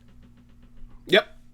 So she took that break and she came back. Obviously, there were some things that needed to be done for her character, because she's been being booked way differently since she came back. But it almost seems like he's trying to do it again with Bianca, like use Sasha to solidify Bianca, but I don't think it's working in the same way. But wait, you don't think Bianca's already a maid woman on the main roster? Because I kind of feel like she is. I feel like her and Rhea kind of already are. Or am I mistaken that because I'm only watching pay-per-views? Rhea definitely is not. Rhea is definitely not. Let me phrase that. Made as in like, look, we put you in a match on pay-per-view. We expect you to go out there and have a real match and not choreographed nonsense to work around the fact that you weren't really trained or experienced like an Alexa Bliss. Like, you're an actual wrestler. We believe in you. Yeah. That's what I mean by made. What I mean is, as far as popularity wise, I don't like Bianca's popular, but I don't think she's up there yet. Really? I don't. Well, if she's not, is there anybody that she could possibly wrestle to get her there? Because I don't think so, if that's the case. Am I mistaken? Because like, Bayley's. Oh, sorry. Go ahead. I don't know what can be done. I don't feel like, it's just like they're not giving. It's something they're not giving. It's like, oh well, that roster stinks. That women's roster stinks. That's true, and it's and I think the people have gotten with Sasha. It's like she's all damn near at legend status. So trying to use her as like a heel, but she does heelish things, and half the crowd loves it. And you're like, this is supposed. So I just don't know how. Cause Sasha healing it up. She is evil Lynn towards her, and getting pops while she's doing it, and I know it's because it's Sasha, and I don't know. I don't think it's anything Bianca's doing wrong. I don't necessarily know if it's anything WWE's doing wrong. I just think Sasha is at a point in her career where half the crowd is just not gonna boo her. So, do you think she just needs to be a legendary face from here on out? Because so much of her career was like watching it, and the main roster was like, they have her basically as this like gatekeeping baby face when like her best attributes in like is her as a heel, and now she is as a heel, and like they immediately put her in there with the Becky thing, and that went the fuck off. That was awesome. And then the WrestleMania match went off. So, I feel like the thing about it is that I think Sasha is in a space where Stone Cold was, where the more they're a heel, the more the crowd loves it and cheers. And you can't even capitalize by launching the babyface off of it. Yeah, that's it. That's how I feel. It's just not with her, not with Sasha. I just don't see it happening. Do you see like the possibility for a title change with them going in a different direction from Bianca? I don't know if they're going to. I think they're going to keep trying with Bianca. I just think that Sasha is going to be. I think they're going to be like a back and forth thing. Like, I don't think SummerSlam is going to be the end of their feud. Okay. But I do think Sasha is going to win. Okay. Well, so if without those two wrestling each other, what is there for okay, so if one of them is out of the title picture in that division, because given like, they still act like if it's not the women's match, we don't really care about it. Like, right. What is there for either one of them to do when one or the other is not in the title picture? I think they're going to feud until the draft, and then one of them's going to go to Raw. Really? Demoted? Yep. Mm-hmm. They might send Sasha over there. Nah. People are dreading. They're like, Fox is not going to let Sasha go. And I'm like, I understand what you're saying, but like USA is paying them for 2 shows. So they have to throw USA a bone. I think at this point now where it's almost like, I'm going to Raw. All right, let me call my agent. Would y'all want to see a Charlotte and Sasha feud again? No. That's why I think... Not unless Sasha finna go over every single time, no. If Sasha goes to Raw, then Charlotte has to come to SmackDown. Exactly. They have to switch them. And then Sasha, and then you can play, in a regular wrestling promotion, they would just play on the fact that, like, the stuff they did in NXT together between Bianca and Charlotte, and talk about how, I beat you on the way to win the NXT title, which you never did. I did it twice, and then Bianca should triumph over her at the end game or whatever else. But this is not a regular wrestling promotion, so you know how that's gonna go. They got it. They trying to get Charlotte to 16. So, and they took her NXT titles away from that. Yes. Yeah. Hilarious. Which is like, that's why I suspected Triple H got demoted because of all this stuff that happened. They just didn't tell us, and then he didn't do the call today or yesterday. Yesterday, yeah, Man, he didn't even do the call. I had a good laugh. He asked the questions. Well, apparently he did immediate availability, but he only took answers on recent tryouts.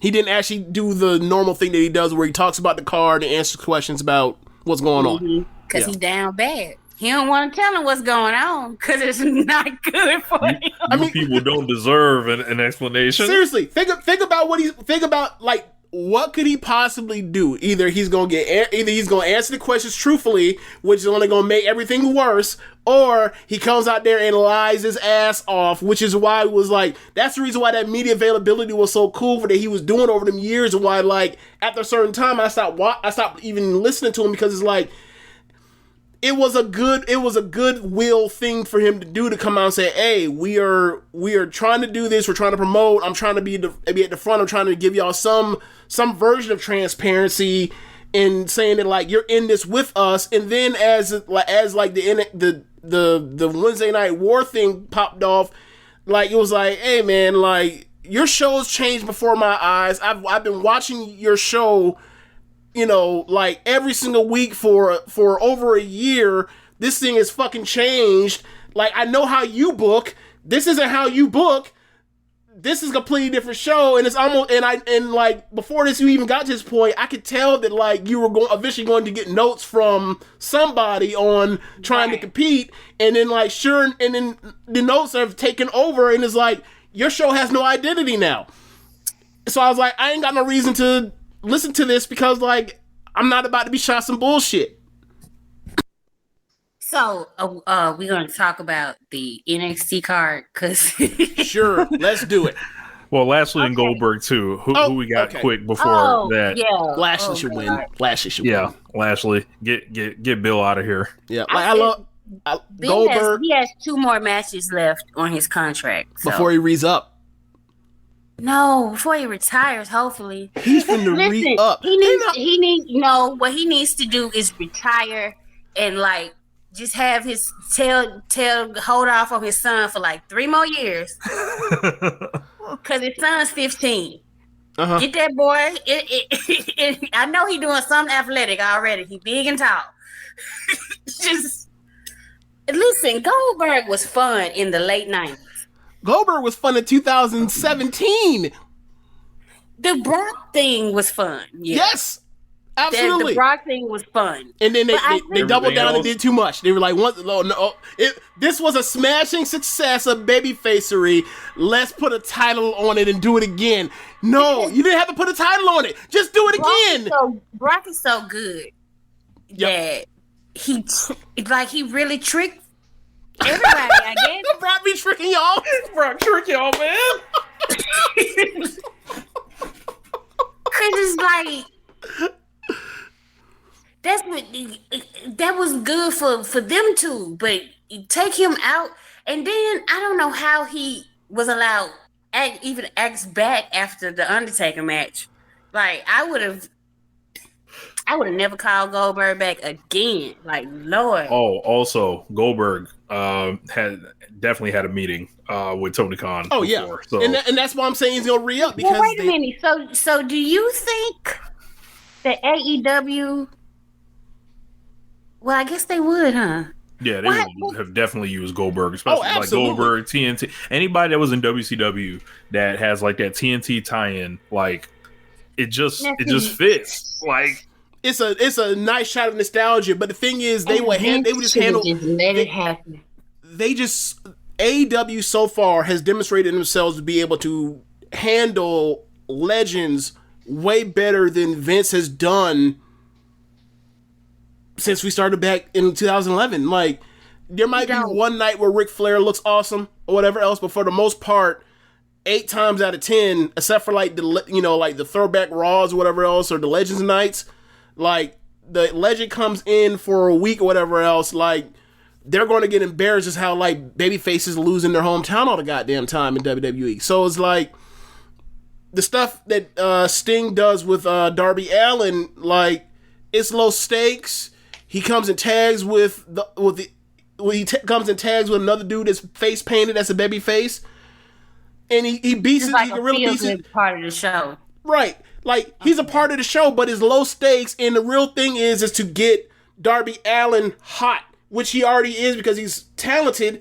But it's like the thing is actually it's about putting over the future and investing. Like you're investing in Sting so that Sting can then like transfer what he has over the years of people loving him into Darby Allin. And like and Jericho's is similar with Sammy Guevara. It's a little different because Jericho at the beginning was the champion, but like the Sammy Guevara relationship with Jericho was a big thing of why Sammy Guevara is hot right now. When they brought in Christian is going to be a title challenger for the pay-per-view, but his main objective is he comes out here and wrestles these WWE style matches that are good as hell and well wrestled, and is a change of pace from all of the white guys doing lucha spots to go out there with Jungle Boy, who is 20-some years old, does all the lucha stuff and all the lucha things with Luchasaurus and Lil Marco's stunt, but it doesn't really talk. So, like, all of it is, like, we got these young guys that we see that, like, in 3, 4, 5 years could be the people that AEW loves as baby faces that they had long journeys with, the same way that, like, everybody loves Jeff Hardy from our age group, the way, loves Rey Mysterio Jr., because, like, we saw these people starting out as basically, like, young lions, and they got something going for them, and we hope that, like, over the years, they do eventually replace the Jerichos, the Codys, the Kennys, the Young Bucks, and, like, they're planting seeds in a way that, like, WWE used to, well, not even intentionally, but did plant seeds when, like, you would have a Jeff Hardy finally get to the top, And right, WWE, like with Edge. Right, Edge, another one. Like, I remember when I stopped watching, and I saw Edge, I looked up, I was like, yo, Edge is on top right now? He was a geek. He was a vampire. Right, he was a vampire with his brother that wasn't even his brother. And then all of a sudden, like, he's a champion, and like but people have that emotional attachment. Like, it don't necessarily matter that he's not as over as The Rock or Austin was. You got all the investment. They ain't really got WWE hasn't had no investment in a class of young dudes since like that OVO class of Brock and Batista and Orton and Cena. Yeah, they snuck into it with the Shield. Right. The Shield and the Horsewoman. Accident. The Shield and the Horsewoman. That's pretty much it. And that's the last time. They seemed like they were trying with Rhea, Raquel, and Bianca. But just based off of one picture. Like, I was like, where? Yeah. Yeah. They trying too hard with this one, but yeah, I don't. At least it ain't with Lacey. God. Listen, thank God she got pregnant. Let me just say, thank God. I need to see, her husband needs all the fruit baskets in the world. and when she have that baby, knock her up again. Keep her gone. Okay, so I think we've got enough jokes off on the main roster. We got a lot of hope. We got a lot of hope for SummerSlam, but SummerSlam might not SummerSlam like it's SummerSlam before. So Drew McIntyre. That's all I got to say. What's Drew McIntyre doing on this card? He's wrestling Jinder Mahal. That's right. Let's. Isn't much to talk about. He's gonna win easily. He's gonna win easily. Jinder debuts somebody else to beat a fourth person. Yes, because the other two are banned from ringside. So like you can easily bring out the Great Khali. That will remind me of when Roman was feuding with the Wyatt family. Yep, and then Braun Strowman made his debut. Yo, Braun Strowman looked like the biggest human I ever seen the first time I saw him. And Roman sold that shit so perfectly. He was just like, "What? Who the fuck is this, bro?" Like, I remember the first time I heard about Strowman. I think it was James called me. He was like, "Yo, you gotta see this dude that just debuted for the Wyatt family." It was like, he's bigger than Luke Harper. Like, he was. I was like, what? Man, like, they can't do this to Drew. They cannot do this to Drew. Somebody got to be prosecuted for what they're doing to Drew McIntyre this year. He come out here, bro. Like, think of that triple threat match with him and Lashley and Strowman. Him and Strowman out here throwing each other around like they weigh 100 pounds less than they both weigh and shit. And then they fire Strowman, and Drew McIntyre is left ass out in the cold, freezing to death. Like, that was a great match too. That match did not have any right being that good. Right, like Lashley has this super weird thing where like, him wrestling small dudes doesn't work the way it should. Him wrestling dudes his size goes off. I don't know why, but it does. So, real quick, we were mentioning that it seems like on the babyface side on SmackDown there is no hope. Drew McIntyre, though he, regardless of Ross' position, whatever else, seems like the only baby face that they're actually behind, and he busts his ass. He's awesome. Is there potential that like that is the WrestleMania match in the future and not actually Seth for Roman? Yeah, I think it's a possibility. What do you guys? You guys don't have any faith in Big E? I like Big E. I love Big E. I think that if it would have happened, it would have happened by now. And it's one of those things where it's like WWE has. My relationship with WWE. I have such a lack of faith of them actually doing anything like uplifting that I just don't buy that they would do it. It have to be one of those things where it's like I believe it when I see it, but I have to see it first. I think for me, it wouldn't even necessarily be the cash in because anybody could cash in, right? And have the belt. It's like, do I trust them to, or believe in him to be like the number one star of the promotion? I don't, especially in this current state, because like the comedy can be too much for a lot of people at times. I think the presentation largely hasn't changed for him. I think there has to be some type of like switch with him to go at that top level, whether it's like give him a new finisher or something, like has to change with him to really like solidify himself on top, because it's like we already know they think he's short. And for me, that's like the only reason, like if there would have been anybody that sold as much merch as him in the New Day, that everyone would have went that day, everyone would have went with. I mean, like it would have already happened. Well, think of it like this, right? Kofi got himself all the way over again this year, and look what they did to him. They basically did to him what. Okay, so and I remember saying this at the pay-per-view after it happened, right? When they squashed him on the first SmackDown on Fox, we were all furious, and rightfully so, because we all knew he was going to lose, but at least give him the babyface goes out on his sword, like the hero, like the gentleman, like the great family man that we all known him to be all them years, and the reason why Kofi Mania worked, and he didn't get that, and I thought that sucked, and we all did. And then he had that match with Lashley, and he was super over, and he basically had that same exact match, and I felt just as empty when he lost that match to Lash, and I was like, I think that we would have still complained that he got cut off the way he did going against Lesnar, even if he had that same match that he had with Lashley. And ultimately, like, after that, it's like, Kofi did that, got himself over again. Big E is all the charisma in the world. He's like Rich said, he sold all that merch all them years. They're one of the greatest factions of all time. They're the greatest long-running faction of all time in WWE history. And if it would have happened, it would have happened by now. That's kind of where I am on it. Like I would love to be wrong. I really would, because I love all three of them. I love all three of them and what they stand for, and what they've done and accomplished for us. So I just don't have any faith that like they would ever pull the trigger on them to that extent. But I would love to be wrong. The brain's gonna brain.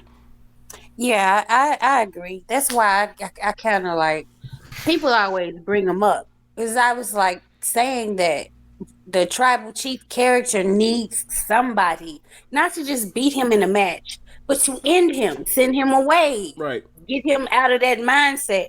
They need a face that we can see this journey out with, and I don't see anybody doing that. Right.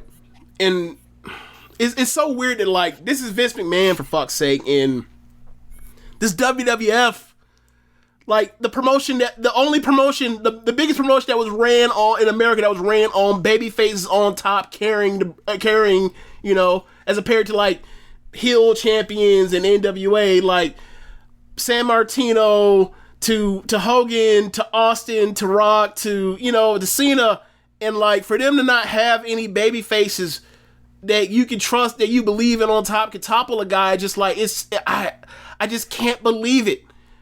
I just can't believe it. And like, and this has been the case, like, quite frankly, since like the Brock stuff, because like when Brock was on top, I thought WrestleMania 34, Roman, like the way they beat his ass, the way he was out here talking about he's a golden boy of Vince, he's been protected, I'm going to end this shit or whatever else, and then they split his head open. That's like the moment where I lost all faith in Vince McMahon as a booker. Where I was like, like I didn't even enjoy like the way that like most people enjoyed Kofi Mania. I couldn't enjoy it because I was like, what are they gonna do with him after he wins? And then look what they did with him after he won. It was like, I don't want to be right with that. I want to be fucking wrong. I want to like this company.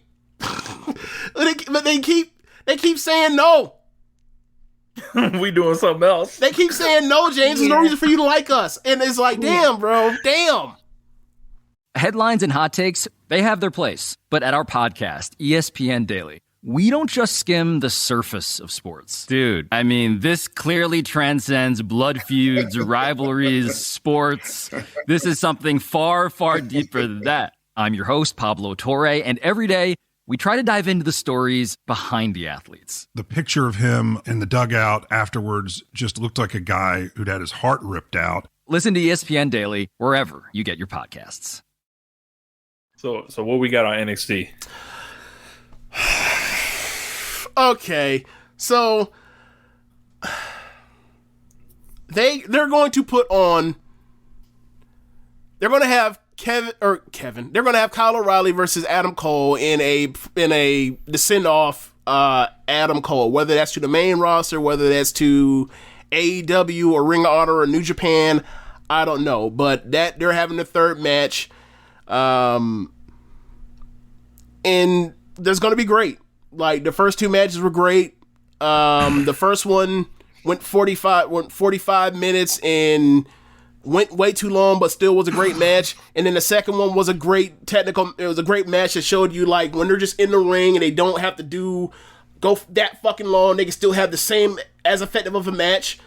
And then they decide like we're going to basically do a 2 out of 3 falls match, so it's going to turn into you won the first fall, I won the second fall. Let's basically have a best of 5 to win this series, which is going to lead itself to being a super long match. And the traditions of NXT rivalry matches going too long, so it's going to be great and it's going to be long, and hopefully it won't overstay its welcome for the length, but whatever. But either way, like this is for me, watching what I've watched on the pay-per-views, watching what I've watched around the world. This might be WWE's only chance, in my opinion, in my book, if I were to want to write out like top feuds of 2021. This is their only real shot, unless they from the first half of the year, for them to get something on the board for a feud of the year contender. So a lot comes down to how well this match tips off. I like Kyle O'Reilly as a chasing babyface. Adam Cole has been great ever since 2019. And I wish him the best wherever he goes, whether it's the main roster. I wish him all the luck in the world. Whether it's on NXT, if it's on AEW, I'll get to see it every single week. Or wherever else he goes. Like if he ends up, wanting to work a bunch of different places, Impact and all the likes, and do all the other stuff. Cool. Like he's super talented. He's charismatic. The only thing, if he was 6'1" or 6'2", he would be a top guy anywhere in the world. But that he didn't get that luck. He got everything else though. It's gonna be a long match. They're gonna beat the hell out of each other. I believe it's a single fall, regular, then a street fight, then cage match. Yes, which means all the weapons will probably be in the cage. Yeah, it's probably gonna be a repeat of the Johnny Gargano match from 2 years ago. So what they explained? Okay, so when I first saw the falls being counted out. First fall, regular match. Second fall, street fight. Third fall, cage match. I'm like, why the fuck would fall 1 and fall 2 be that? Why aren't they flip-flopped? So the storyline was both of them got to decide the first 2 falls, and if it comes to a third fall, then the weapons are already in the cage. Regal would decide what the third fall was. Then they started scrapping, and then they brought out security to try to stop them from scrapping, and it got so out of hand that they felt like there was no way to contain them after Cole says he wants a street fight for the second fall. So Regal says, third match, cage match. So, as far as the escalation of violence in the storytelling, I feel like they did a disservice by making the third fall the cage match by keeping it contained instead of going anywhere. But narratively in the story, it makes sense. Yeah, I didn't have a problem with it. I did because I want to see escalation of violence in a death match. That's you know how I am. I like my shit to make sense. Yeah, I'm terrified for how long this match is gonna go. It's going 40 minutes plus. Absolutely. I think Adam Cole's losing. I don't see any point for him to win unless they decided to give him like a $400,000 NXT contract where he can keep his Twitch, which I heard that may be like something that's possible. Wherever he's going, he's keeping that Twitch.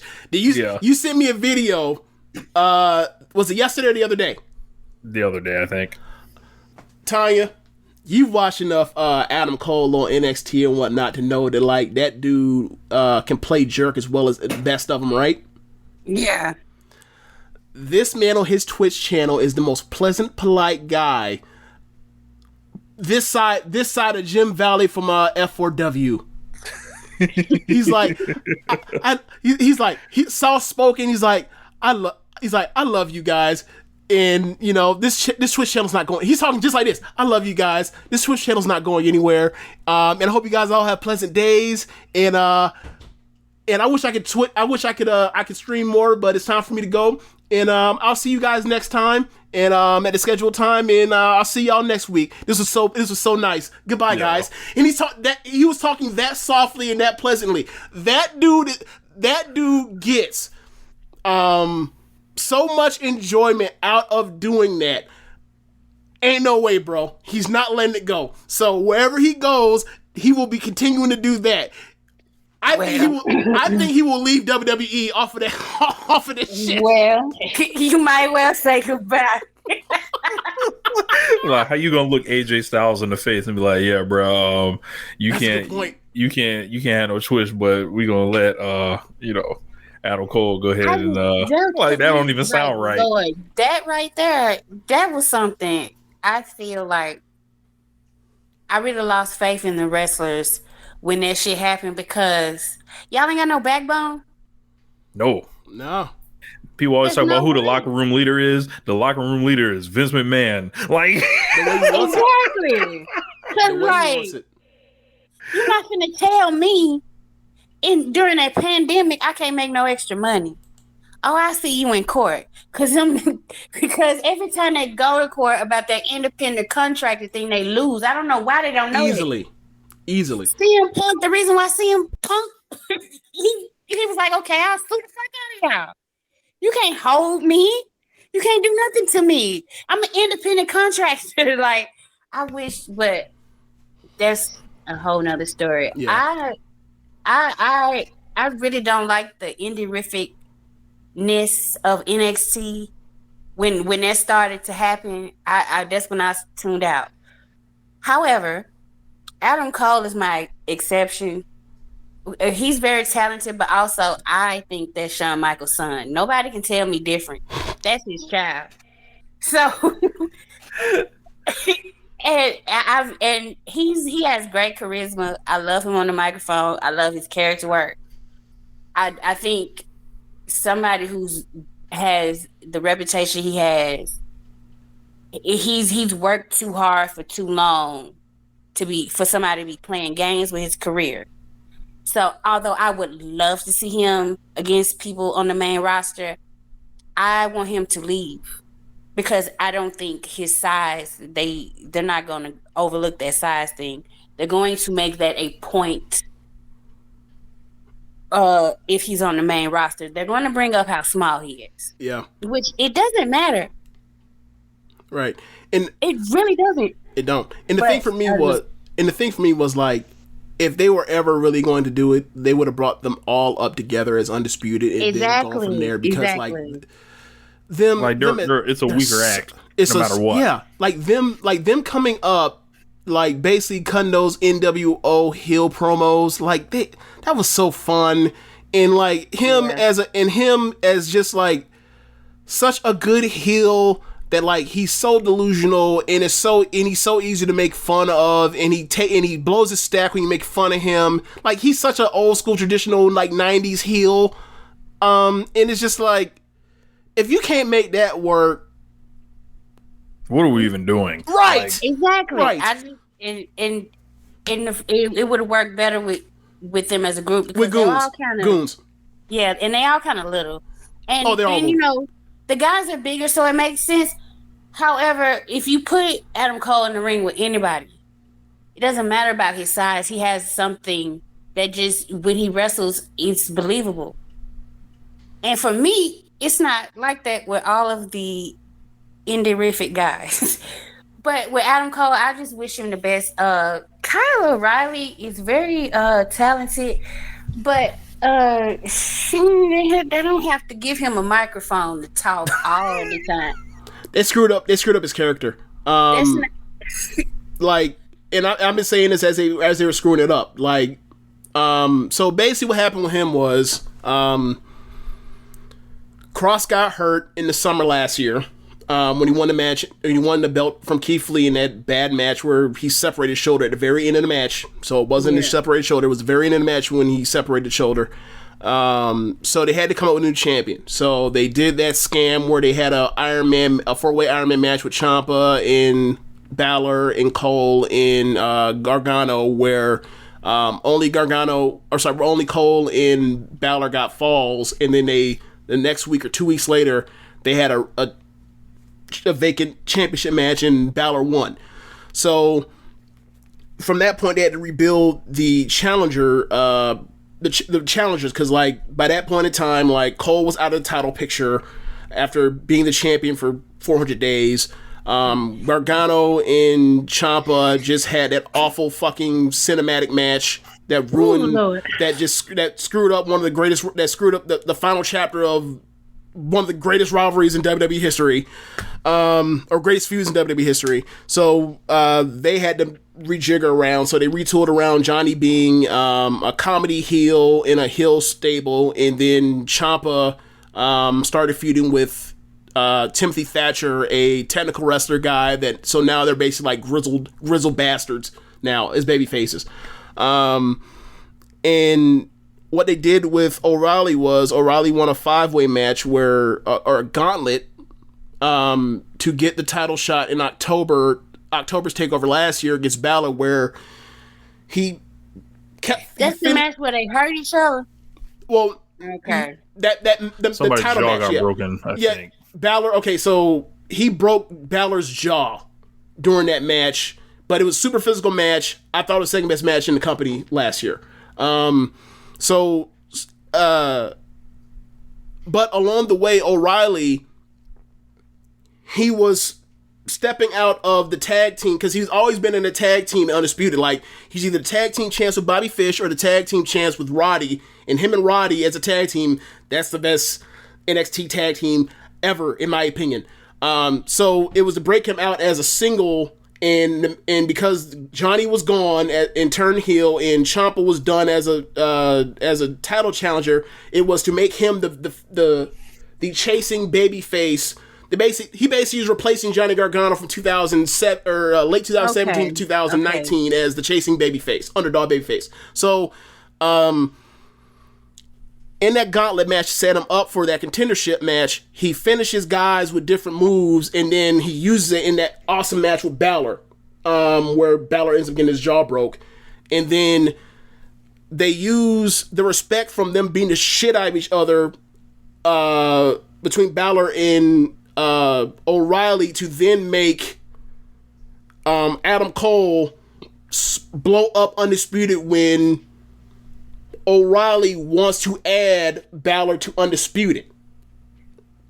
So then he turned on all of them and hurt O'Reilly so bad he was off TV. Cole gets a title shot with Balor. O'Reilly comes out and costs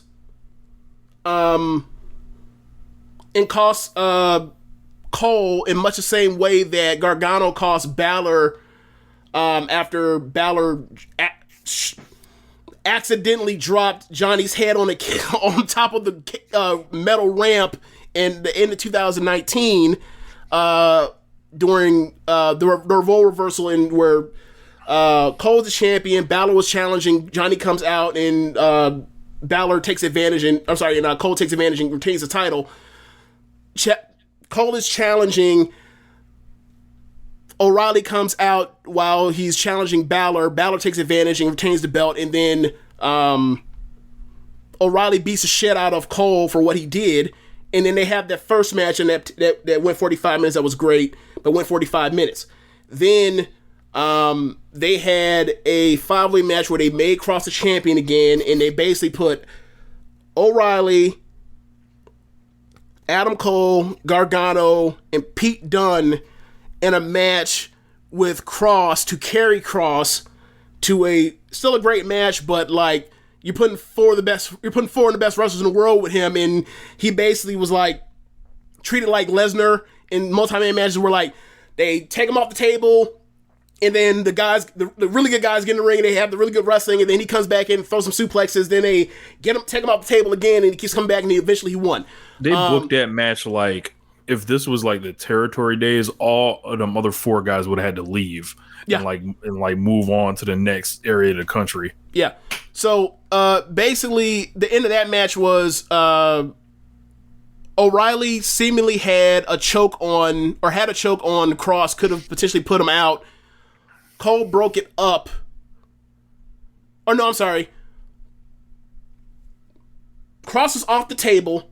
Cole was in a choke from O'Reilly. O'Reilly seemingly had the match won.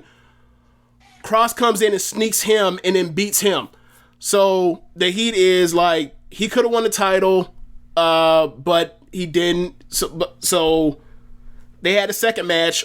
Cole won. Cole got a match with Cross. Cross beat him. Cross is now with Samoa Joe, and they're back to Cole and O'Reilly, and this is the send-off for Cole. The problem with O'Reilly is they tried to give him this goofy, laid-back character when his strength as a promo is getting in the ring with you, going face-to-face, and shit-talking each other, and the tension building up from there. Like, that's what got the Balor match over that he had when after he won that that gauntlet match to get the title shot, was him going face-to-face and cutting bars back at each other, and it's like, I can't wait to get it on. Simple, traditional pro wrestling. But they were trying to make him a master of ceremonies like he was John fucking Cena, and there's only one John, there's only 2 John Cenas, The Rock and John Cena. So that man out there wearing a damn what's that hat? He had a fedora, sunglasses, and a jean jacket. You can only have 2 of those, not 3. It didn't work. What? Wait a minute. So, I'm gathering this is like the Vincification of NXT, huh? I don't know. I think that I wouldn't say that. There are other things that are Vincifications, like the champions right now. But they tried to give him a personality with this, right? For sure. They tried to give him a personality to make it be more than just a pro wrestler, which is like that's fine, but that's what But that's not what the people that watch NXT want to watch. Yeah, right. NXT is fine if there are guys that are just good wrestlers on that show. It's not the sports and entertainment show, right? So it's fine, right? But the thing is, the problem with NXT is this, right? NXT, now that AEW is around, when NXT was just on the network and it was a 1-hour show, they weren't overexposing anybody, and and everything felt like there's going to be, you're going to get one of the best matches you're going to see that month every week in the main event. You're going to get another match that's one of the better matches if you're a hardcore wrestling fan that you're going to see that's going to be like a 3.5-star match, and then you're going to see a couple squash matches where people hit their moves, look impressive, and it's going to build them. It was very much like watching studio territory wrestling. Yeah. Right? Yeah. But like I said, they're recording 3 or 4 of these in 1 week, and then they come out and then they do another batch once the batch runs out. Once they went to 2 hours, that's now 2 hours with commercial breaks. the roster is not as talented as it was in 2018, beginning 2019. Once they brought out like Aleister Black and Ricochet and pipelines are drying up too. You had that problem, and then you also had a part where it's like every single week they're going back and they're going to have the same 400 fans while they're going up against AEW, and AEW is in an arena of like a couple thousand fans with bright lights. With bright lights, and it doesn't look like they're wrestling in an LA Fitness. They got it's the craziest thing. Vince McMahon basically took over national wrestling by having all the lights in the production values, and then got his ass kicked by putting his developmental show on in a dark room. He thought like he was trying to siphon off their fan base. Like, no, bro, like people like the aesthetic that you have. They just don't like the booking in the roster positioning in wins and losses not mattering.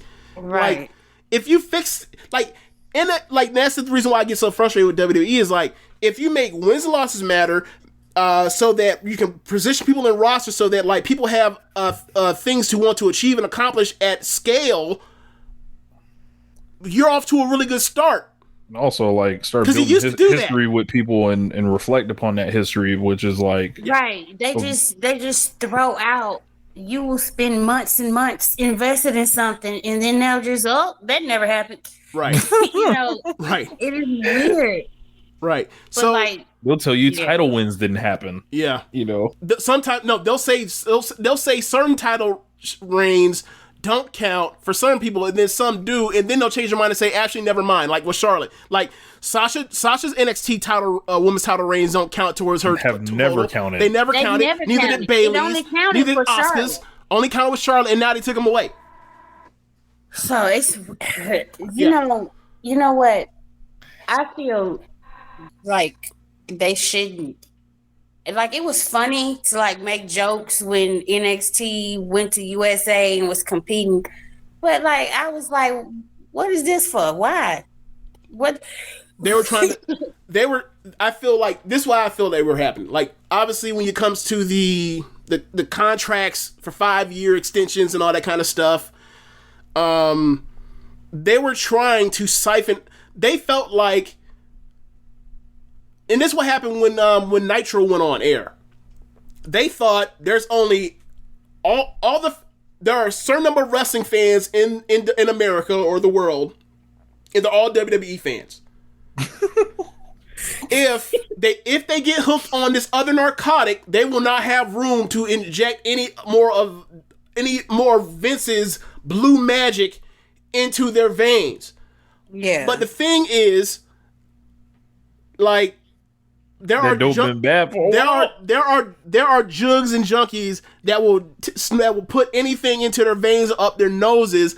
They don't give a damn, and a lot of them don't like blue magic. In fact, a lot of them hate blue magic. Right? Right. So it's the same thing as like when Nitro went off air, when like 2 million wrestling fans just vamoosed, and they didn't go to WWE, they didn't go to WWF, exactly. They just went into the crack smoke, right? They just vanished.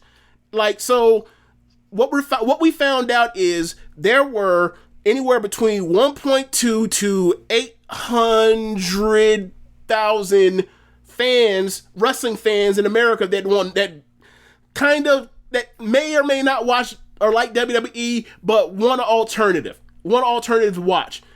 And NXT's entire fan base, for the most part, except for like weirdos like me, they're just older guys that also watch the main roster. Yeah. And that's what their fan base turned out to be. They didn't grow anything because like they were, the whole time they were always so small, and it worked at scale for what they were going for. Once they had to compete with something, they tried to ramp up, but they didn't ramp up with the features and the bells and whistles that would be needed for this kind of war, and they got their asses absolutely kicked. And especially they got their asses kicked after the pandemic happened, because before the pandemic, sped everything up. Yeah, before the pandemic,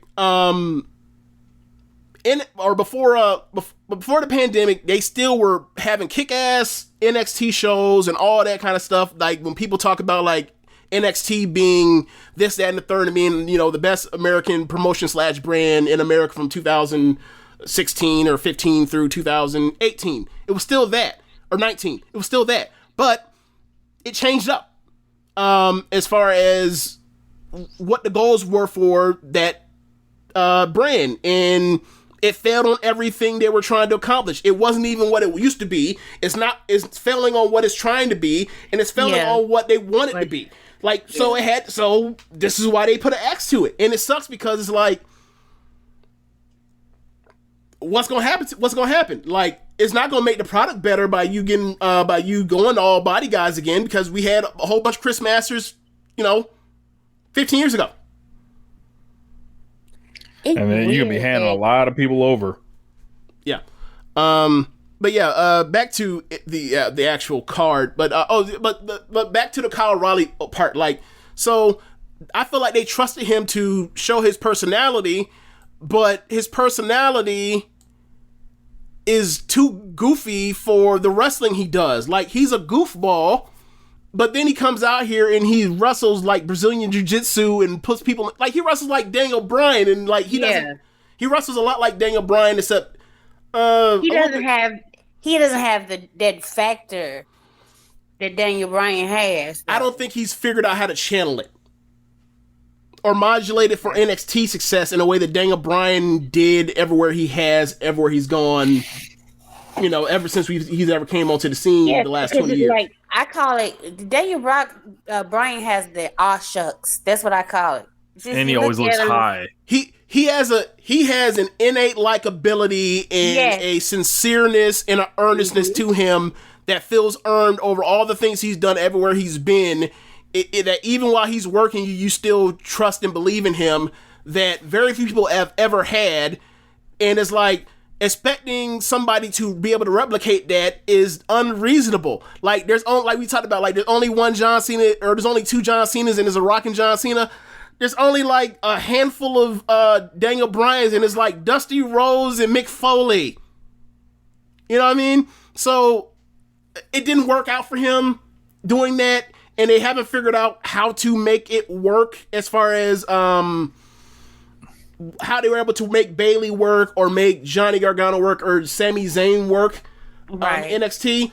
So this is probably going to be like their last chance. Like, they're going to have Cole try to put this man over and lift him way the fuck up. Right. So in the ring, he checks off all the boxes in the ring. So I ain't got no worries for him in the ring, O'Reilly. It's just, are they going to make him too goofy to where people actually, and to make him actually likable? And now that Adam Cole, his Great White, now that his Great White is out of the ocean, what is he chasing after now? And if it's Cross, because it's Cross. We gonna talk about this man? Yes, let's get to it. Cross Samoa Joe. Jesus Christ. Oh God. Singles match for the NXT title. I feel like they blew through like months and months of stuff they could have done with Joe. Oh, so they hot shot on NXT again? Yes. So like, ironically, I think they blew through like weeks of stuff they could have did with Bianca and Sasha too. They could have made them team up for a couple of weeks rather than shoot the return, make them team up. Sasha turns on her all in one episode. But never mind that. Cross and Joe, make it go 10 minutes or less. I have a question. Mm-hmm. Have any of you guys seen Cross's work before he came to NXT? No, but I have a friend, me and Rich have the same friend, Josh Smith of Keepin It Strong Style, and I won't say swear by it, but he did believe in Cross's work in certain places, like Bloodsport. You know what Bloodsport is, right? Yeah, I've heard it. Yeah, and like, look, I understand that Bloodsport and NXT are both dark buildings, but like, I don't. But outside of that, I don't really think that ports into like indie-rific super wrestling promotion that is NXT unless you're Matt Riddle, and fuck Matt Riddle. So it don't even matter. Yeah, I don't see it. I don't see it at all. I don't. He's pocket Brock Lesnar without the Brock Lesnar aura. But people be making these comparisons. But who was that guy that used to be with Christian? Tyson Tomko. That's who he reminds me of. I don't know who that is. Christian had a lackey back in the day, and Christian had a heater. Yeah, he was a big dude. Okay. Called Tyson Tomko, who was just like a body guy, and he wasn't very remarkable. And every time I see Cross, I'm like, but it took you so long to put the title on Keith Lee. That's all I be thinking. Like, so this is where I'm at, right? With Cross. Cross is a good wrestler, technically. Cross has very good facial expression during matches that Vince, I think, would bust a nut over when he sees it. His problem is, one, a lack of big league experience, and two, when you're in NXT with Tommaso Ciampa, Johnny Gargano, Adam Cole, Timothy Thatcher, Oney Lorcan, Pete Dunne, Bronson Reed, Kyle O'Reilly, Roderick Strong. I can keep going on with the tough white men that's in NXT.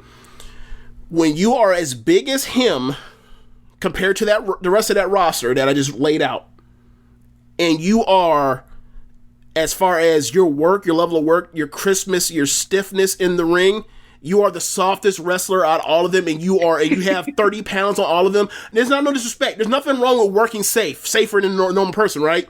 But there is a when people talk about a promotional style or a brand style, like we talked about white guys doing lucha in NXT. I'm sorry, in AEW. NXT style, for better or worse, for the last 5 years, let's say since Nakamura got there, so last 5 years, has pretty much been, we're getting ex-New Japan guys and guys that can work that style, and they go out there and they have great technical wrestling matches with some flips involved occasionally, but mostly it's technical mastery and people beating the shit out of each other. And especially in the pandemic era when there's no crowds, the only way to have good matches is to run a little shorter and hit each other hard enough to where people can buy into it. And that's what NXT has been in the ring at the top for a while now. And when he comes out here and blitzkriegs everybody, blitzkriegs everybody, and works a softer style compared to the Daniel Bryans, Adam Coles, and everybody else I named, it's hard to buy and believe in that dude's work. He looks like he doesn't belong, because one, he really doesn't. But the idea is, you're supposed to be able to, smoke and mirrors to make it look like that, to where he looks awesome because he's throwing guys around. But it's like, hey man, I saw Finn Balor drop Johnny Gargano on a still fucking great on top, like the top of his head. I saw you just nicely place him on the mat. I'm not buying it. and like, there is a talk about this in when people talk about flash and substance, and like, his character, there's nothing to his character. It's mystery box nonsense from a guy that looks real. So like, but the thing is, like, it's just style. It's not substance. Like the car, the smoke machine, the entrance with Scarlett or whatever else. All of that stuff is cool. It's cool dressing around the part where it's like, what happens once his bell rings? What happens once it's time to come face in a promo? And the only time I ever really bought into it is when he was going up against Keith Lee, because they made him diabolical. And like, for the most part, since he's been back, he hasn't been diabolical until he choked out Regal. And that was just a couple weeks ago. You know what I'm saying? So like his whole run has been a lot of stops and starts, but a lot of it is like there's no soul underneath all of that flesh. All I kept seeing was like a couple of weeks in a row was like Finn Balor and all those guys just like sizing ripping him apart. Finn and Balor, like, then Adam Cole, then Johnny Gargano all said the same thing. You are not nearly the fucking wrestler I am, which is all true.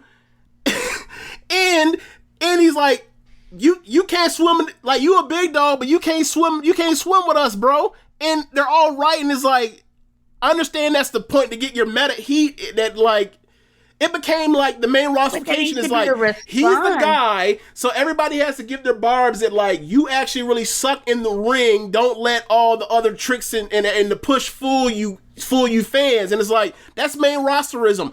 No one that's watching this wants main rosterism. Right. It felt that way, and so that's like I'm confused. Right. Because when he's kind of caught up and he's kind of not, and people are like, oh, the main roster, they're trying to ruin him. And I'm like, baby, before he first came, they was tearing him apart on NXT. Like, ain't no respect for this man. Yeah. None before he ever was on Raw. So I was wondering, like, I don't get it. I don't. The only thing I would say about the Raw thing is, like, he's wearing a belt. So, like, you would think you would protect a champion to a certain degree. But enough to where he doesn't lose to Jeff Hardy. Not in the company where you beat the champion to get a championship match. That is a great point. That's a great point. Like, okay, so Tonya, for me, right? And I feel like Rich feels his way too. Regardless of how I feel about him in his run, in his push in NXT, what I think will be, what the end game should be for him, or what is going to happen on the main roster with him is totally different, right? Like, Bray Wyatt in NXT makes no fucking sense whatsoever. Him on the main roster makes more sense. Alexa Bliss on NXT with Io Shirai and Dakota Kai and Ember Moon and Candice LeRae makes no fucking, and Mia Yim and Bianca Belair makes no fucking sense. Her on the main roster makes sense, right? Carmella, same thing. Like, this is a work rate brand / promotion. Like, he can't swim with the big dogs in that situation, but they ain't got nothing to do with the main roster when you have, you know, the barricades dropping, you have really good big men like Bobby Lashley and Roman Reigns and Drew McIntyre to eventually clash with, all that kind of stuff. Like, so regardless of how I feel about him in NXT, he's way more suited for NXT, for the main roster with his actual strengths. So for me, when he loses on the main roster, I'm like, wait a second, this is the most main roster fucking guy you've had since Drew McIntyre. and you bring him to the main roster beat with Jeff Hardy? What are y'all doing? And it's weird because they took away his main roster shit. Yeah. When they, like, the whole interest, that's not even default. That's not really NXT's bag either. That's main roster shit. Yeah. So it's weird to me. Yeah. So you think he's gonna beat Samoa Joe? Yes. I think he beat Samoa Joe. I don't think they're ready to bring the title. I don't think they're ready to bring him up yet. Okay. I just don't think they're ready to bring him up yet. But if they are, I mean, either way it works, because like they still have Pete Dunne for either one of them down the line as like an immediate TV challenger in like a month or whatever else. Yeah. But I just, you know, they brought Samoa Joe in because Samoa Joe's awesome on the mic, and has been since forever. And this ain't gonna never do nothing. Yeah, it's just a thing. Like, look, it didn't work with these smaller guys. Balor left; he was the last big star we had. Cole's out the door to wherever. We got to get somebody in here for. We got to get someone in here for Cross for a title match.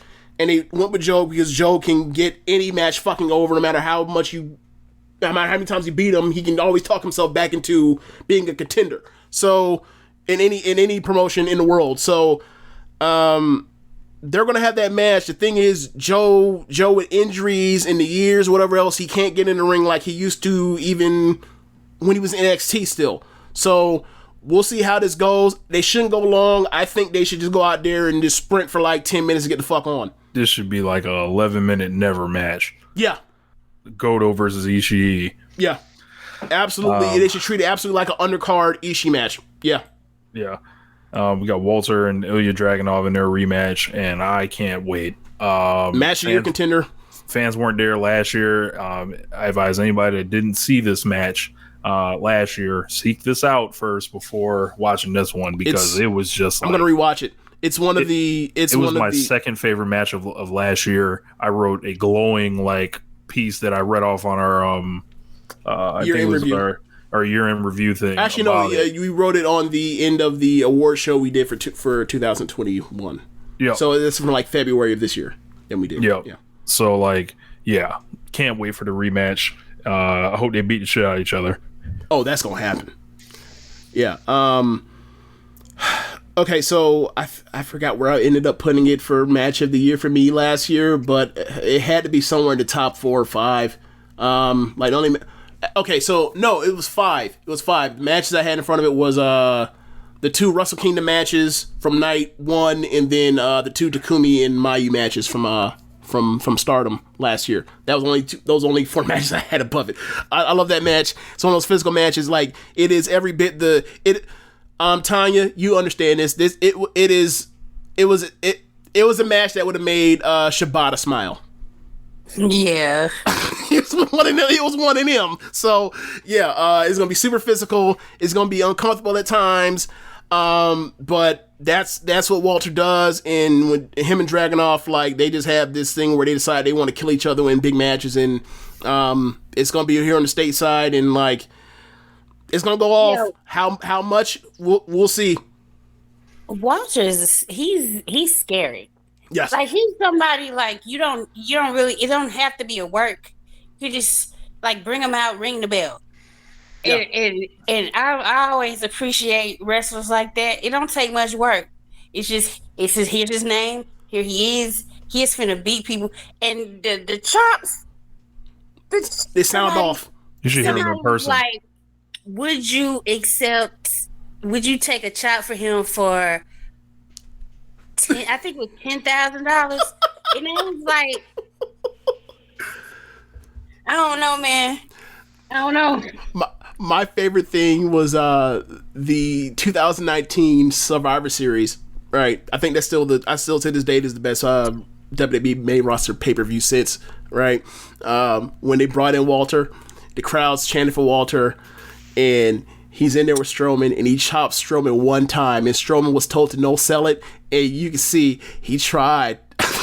He tried to no sell it, but that shit got him for the first 2/3 of a second. It got him, and then he straightened out, but he got him. I love Walter. Walter's one of my favorite anytime, anywhere big match performer guys that I've seen. If he's in a big match, he's one of those guys where it's almost like the top of New Japan in his heyday, 3-4 years ago, where it's I don't think I've ever seen that dude not have some 4 1/4 match. I think that's the worst match I've ever seen, some 4 1/4 type thing. He's awesome. I love him. I wish he was stateside more often to wrestle more of these guys, but we're gonna see if this Dragunov is gonna go off. And I love Dragunov as an underdog babyface fighting Walter. The thing with Dragunov, he looks like a fucking serial killer, but against Walter, something comes out of him where you just want to root for him to finally overcome that dude. He's never going to do it, nor should he, but it's something where Walter versus anybody, basically Walter versus a small is one of the best matches you can possibly do. Dunn, Dragunov, it don't matter, it's gonna go off, and I can't wait. One of the most, I thought we were going to get a Finn Balor. Well, we would have, if not for the pandemic. We would have got a Finn Balor versus Walter match. I thought we were still going to get it, but he ended up going to the main roster, going back up to the main roster. So they could have left him in NXT for a little while longer. I would have loved it. I wanted that match so bad. I mean, honestly, he's not doing he don't even have a match. telling you. Raquel Gonzalez, Dakota Kai for the NXT Women's Championship. Classic storytelling, best friends, and one turns and one basically turns because they want the title more than they want the friendship. And you know, you can always rely on you could have asked and I would have gave you the title ship. That's our friendship, but you decided to turn on me, and you know, we didn't handle it like adults, and I'm hurt and I'm want to take it out on your ass. And you know, a lot of this is going to rely on Dakota doing a lot of leading throughout this match. They've been around each other, and it's going to rely on like there's no excuse.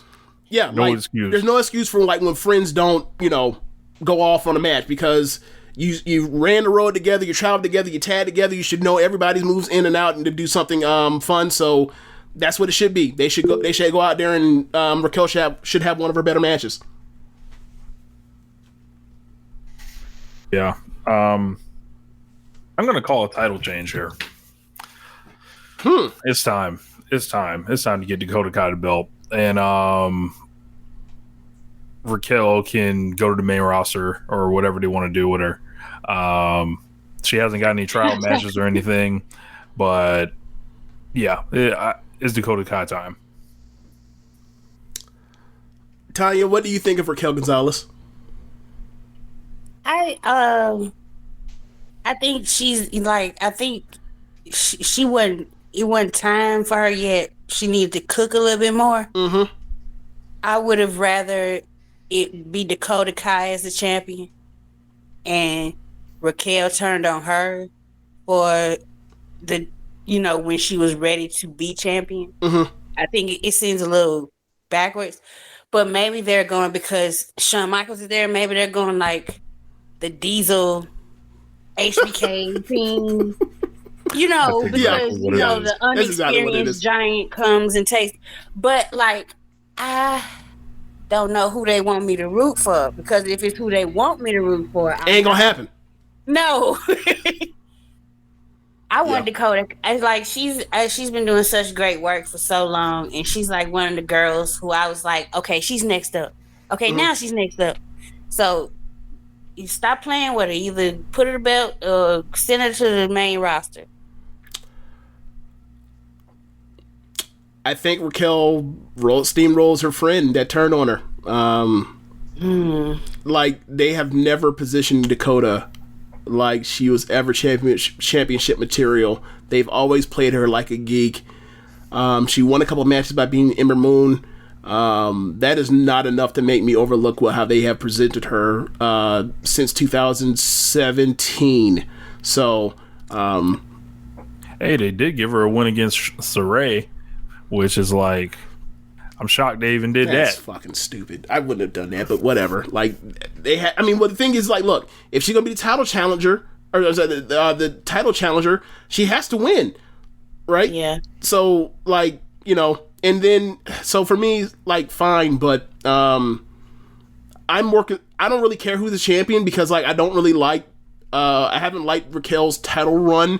Like, before she became the champion, she was trending very high with Raquel or with Rhea and with Ember and with smaller girls, and you know, having like big women, little women matches or whatever else. But the title she was not ready for the title when she got it, and a lot of that comes to main rosterism. So you know, we'll see where this goes, but like for a while, maybe it is Dakota, like, because it looks like this was a mistake and they need to get it off her. But yeah, we'll see. It's a lot of decisions NXT been making. Like, it don't seem like a NXT card. Like, right. I don't see that. I don't feel the hype. I don't, and it's not. There's no Johnny Gargano on this card. Yeah. It's all inside. There's no outside factors with the caring about NXT. NXT screwed NXT. All right, I guess that's a good place. Yeah, I guess that's a good place to leave it. The last match on this card, a slave match. A double slave match. A double slave match. A slave fighting for the freedom of another man. Yes. I'm just The $1 million title. Another $1 million title match. LA Knight versus Cameron Grimes, the slave, to make sure that Ted DiBiase has not become a slave. So, their first match was a ladder match. It underwhelmed as a ladder match, even though it told a pretty good story, but it underwhelmed. And then their actual in-ring match was one of the most pleasant surprises of 2021, in my opinion. I did not expect LA Knight and Cameron Grimes to have a 3 3/4 star match, but it happened. It's going to have some hocus pocus in it with DiBiase involved. I think that Cameron Grimes gets the big win. The slave overcomes his oppressor. And I think gets the win. I think that, there was a reason why Cameron Grimes went from... there's a reason why Cameron Grimes went from losing the first match, that he couldn't just get the belt right to him. He had to chase after it. So he'll win this match, and who knows what the fuck that means, but he'll win, and he'll have DiBiase in his corner as, a babyface for probably the North American title, because him and Swerve have good chemistry. That's kind of how I see it. I given the match they had, I don't think they're going to have that kind of match, because now people are expecting it. But I think they'll have like some 3.5 type of thing, or at least a 3-star match. They'll have a good match. But either way, I don't think this match should be over whatever Santos and Swerve are doing. I think that's asinine, but that's what they went with. Yeah. So Hit Row's gonna be main eventing the show on Tuesday. I'm not even gonna bring it up, but that's what they did last takeover. They left Swerve off the card, and also they left Ciampa and Thatcher versus Grizzled Young Vets to put on Mercedes Martinez, who they promptly fired afterwards against Xia Li. And then, sure enough, Grizzled Young Vets versus Thatcher and Ciampa was one of the best matches in NXT this year. What a fucking shocker that two awesome tag teams versus each other were going to have a great tag match, and they decided to leave it off TakeOver for a developmental match on TakeOver. So there you go. No tag team title match either. No MSK, so they can't come get booed. But yeah, Grimes avoids being a slave for much longer, or he frees himself. And as much as I would like to see Ted DiBiase suffer for all his meanness over the years, you should have said injustice and atrocities. The slaver becomes a slave. Yes. Poetic. Some would say poetic. Yeah. If only they could bring in Soul Train Jones to laugh at that man or something, which would be awesome. But if there is a Virgil run-in, I will fucking howl, bro. I would love it, bro. LA Knight be like, "This is your future. This is your future, $1 million man." But whatever. This is outkicked his coverage a little bit. Or it's going on too long. The third match of the series, I don't know why it's here. Could have been on TV. Whatever. I just this is so this is something that should be on a pre-show. Compared to Swerve and Santos, yeah. I don't care. I knew Cameron Grimes when he was. I forgot what he was wrestling as in the Indies. Trevor Lee. I was calling him Trevor Knight. I watched a match with him that was over an hour long. It was a very good match. Yeah, so he can wrestle his ass off. Yeah, watching it, but the guy who was the cross between John Cena and The Rock and The Miz when he was in Impact. Yeah, Eli Drake. I don't care for him because he said it was silly in his opinion that a woman could ever beat him. He was saying some very sexist stuff when they wanted him. They wanted him to do intergender. He was like, "Fuck that!" Essentially, Basically. So he exposed himself as a bigot. Right. So Okay. ever since then, I was just like, dude, you're not even fighting for real. Right. And you smashing up other people's gimmicks and putting it into yours. Go on somewhere. So every time I see him on NXT, I be like, oh, what is he doing here? So main rosterism. But see, that's weird to me. Some of these people just need to skip NXT then. They just need to go. Well, some did. Like Alexa Bliss, like she didn't do much NXT time. Lacey Evans didn't do much NXT time. Braun Strowman never had a match in NXT. Like certain people still were skipping that process. I got confirmation of like a secret NXT class that I always thought existed, and then I found out it really existed. Yeah, like it's just a weird thing where it's like NXT gave WB a lot of goodwill from people that were not interested in NXT at the time. Now they no longer are seen as something worth watching anymore because there's because AEW exists. Like, right. Obviously NXT, WWE did this kind of smartly. It's kind of like it's almost like they're war profiteering. Like NXT became the resistance to the machine. And then the resistance actually became a real resistance somewhere else. And it was like, oh yeah, y'all aren't actually a resistance. Y'all are actually just part of the machine all along. Like, and that's a lot of what happened in NXT. And also NXT stopped being booked as well. So there you go. Like, it's you can make the downfall of NXT as easy or as intricate or as simple as you want it to be. Because it's really amazing. Like I definitely not. I invested so much time in NXT and now I don't give a fuck anymore. That's crazy, bro. That's crazy. And as I said, it's all from within. It's not people just deciding, oh well, we have a real alternative. No. I think it started even before AEW came about. The thing was, there was no real alternative, so people were still holding on to NXT, but they started changing a little bit before. Then when they got on USA, it was a completely different show. Oh, NXT's had a bunch of different iterations. Like, I would say, you could say, like, before, like, there's before and after Nakamura is the line of delineation. And then from there, like, it changed, and then from there, like, you pretty much have until they hit TV, and then once they hit TV, you have like the iceberg for them more or less is like Portland. Like once they turned Johnny Gargano heel, and then went into the pandemic, like that, it took them months and months to recover. Like the first 6 months of this show, niggas fell off and never recovered. The first 6 months of this year of NXT was good television.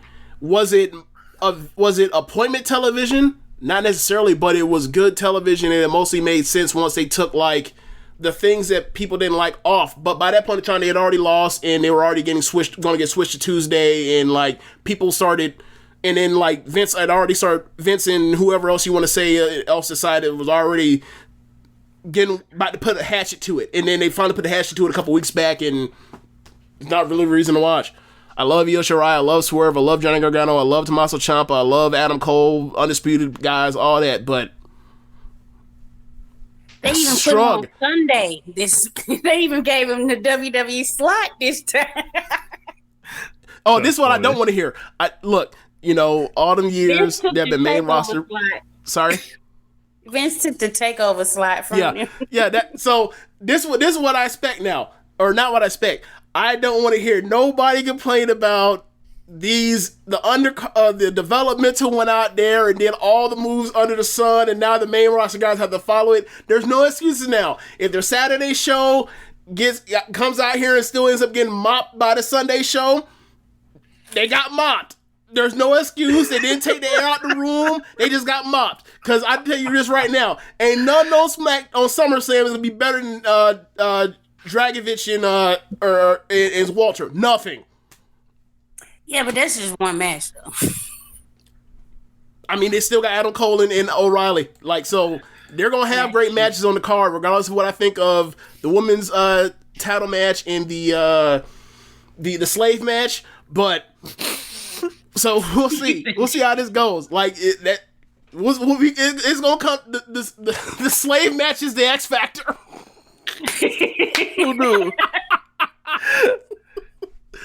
Oh man, Tonya, it was great to have you on. Can you give us your plugs, please, so the good listeners can listen to all of your other great work? Well, I just search for. I do a podcast with two other ladies named Tyler and Robin called Suplexes and Shea Butter. You can look on Spotify. I think it's on Apple and Anchor, which is who I record with.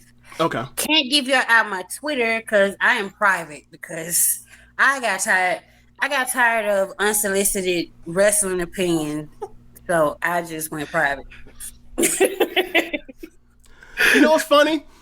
I did a thing yesterday where I had a guy that writes for Voices of Wrestling for a lot of Stardom stuff.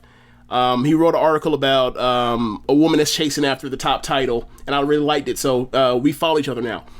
And he did this thing where he had people send him wrestlers, and then he would rate them 1 out of 10, and then tell people who he thought was better than them and people that he thought was worse. That person was worse than. So I liked it. So I was like, I tagged him and said, I'm going to steal this from you. So somebody hopped in my mentions after I talked about Thunder Rosa and basically told me that Thunder Rosa had to prove herself until he could consider them better than Bayley. And I thought to myself, like, bro, I'm a complete stranger. I don't give a fuck what you think. And it made me think to myself, like, almost every other day I hop on my timeline and I see Tonya have to say the same shit to the same motherfuckers, and they'll say it to her because she's a black woman. They think that they don't have to respect black women's opinions. I'm like, I gotta tell you something. Like, I don't give a fuck what you think. You're a stranger too, just like Tonya don't.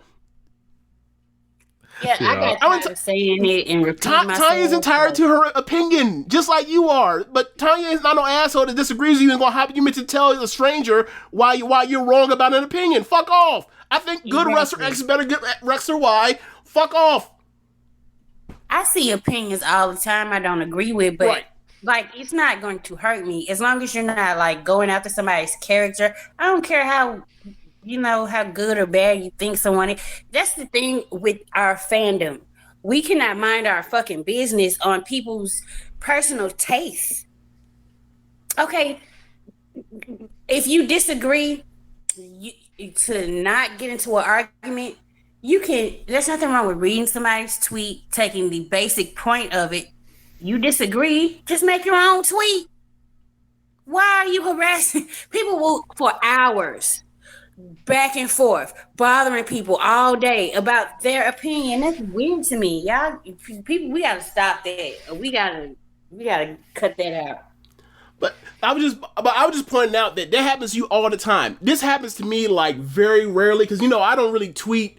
I don't really tweet like really opinionated stuff that often. I normally tweet stuff that's kind of like common sense. Most people wouldn't refute it. So like when someone hopped to my thing because I finally did something with any bit of opinion on, I was taken aback. Like I was almost on like, y'all ain't gonna do me like y'all do everybody else. They did me like I was everybody else. I couldn't stand it for like one. I couldn't stand it for one you day. Ain't special. You ain't special, boy. No, but I'm saying I couldn't stand that for one small interaction. Let alone all the shit I see Tonya go through on a nearly daily basis on Twitter before she went private. So I understand it. Right, I can't. And I understand this much of it, like a small portion of what you were going through, Tonya. So I just wanted to give you a big ups for all the shit you had to go through. Yeah, that's why I had to I was like, look, I got enough people in this fandom that I like.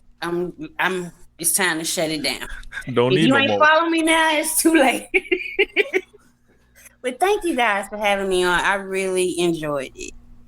Awesome. Welcome back anytime. Yeah. So Well, I think we started off talking about Ric Flair and pussy on the train. I guess it's time to wrap this up. That's it this show. Thanks for listening, y'all. Be sure to rate us on whatever app you're using to listen to this with. Also, go to Red Circle and drop us off with a donation. And go to ProWrestlingTees.com/Social Suplex and pick up some official Social Suplex Podcast Network merchandise. And listen to other shows on the network besides One Nation Radio. We have Keepin It Strong Style. We have the Ricky Clive Wrestling Show. We have Roman Wash's shit. We have the Grave Consequences Podcast. We have 8-Bit Suplex. We have All Things Elite. And we have Great Match Generator. Thanks for listening, y'all. Later.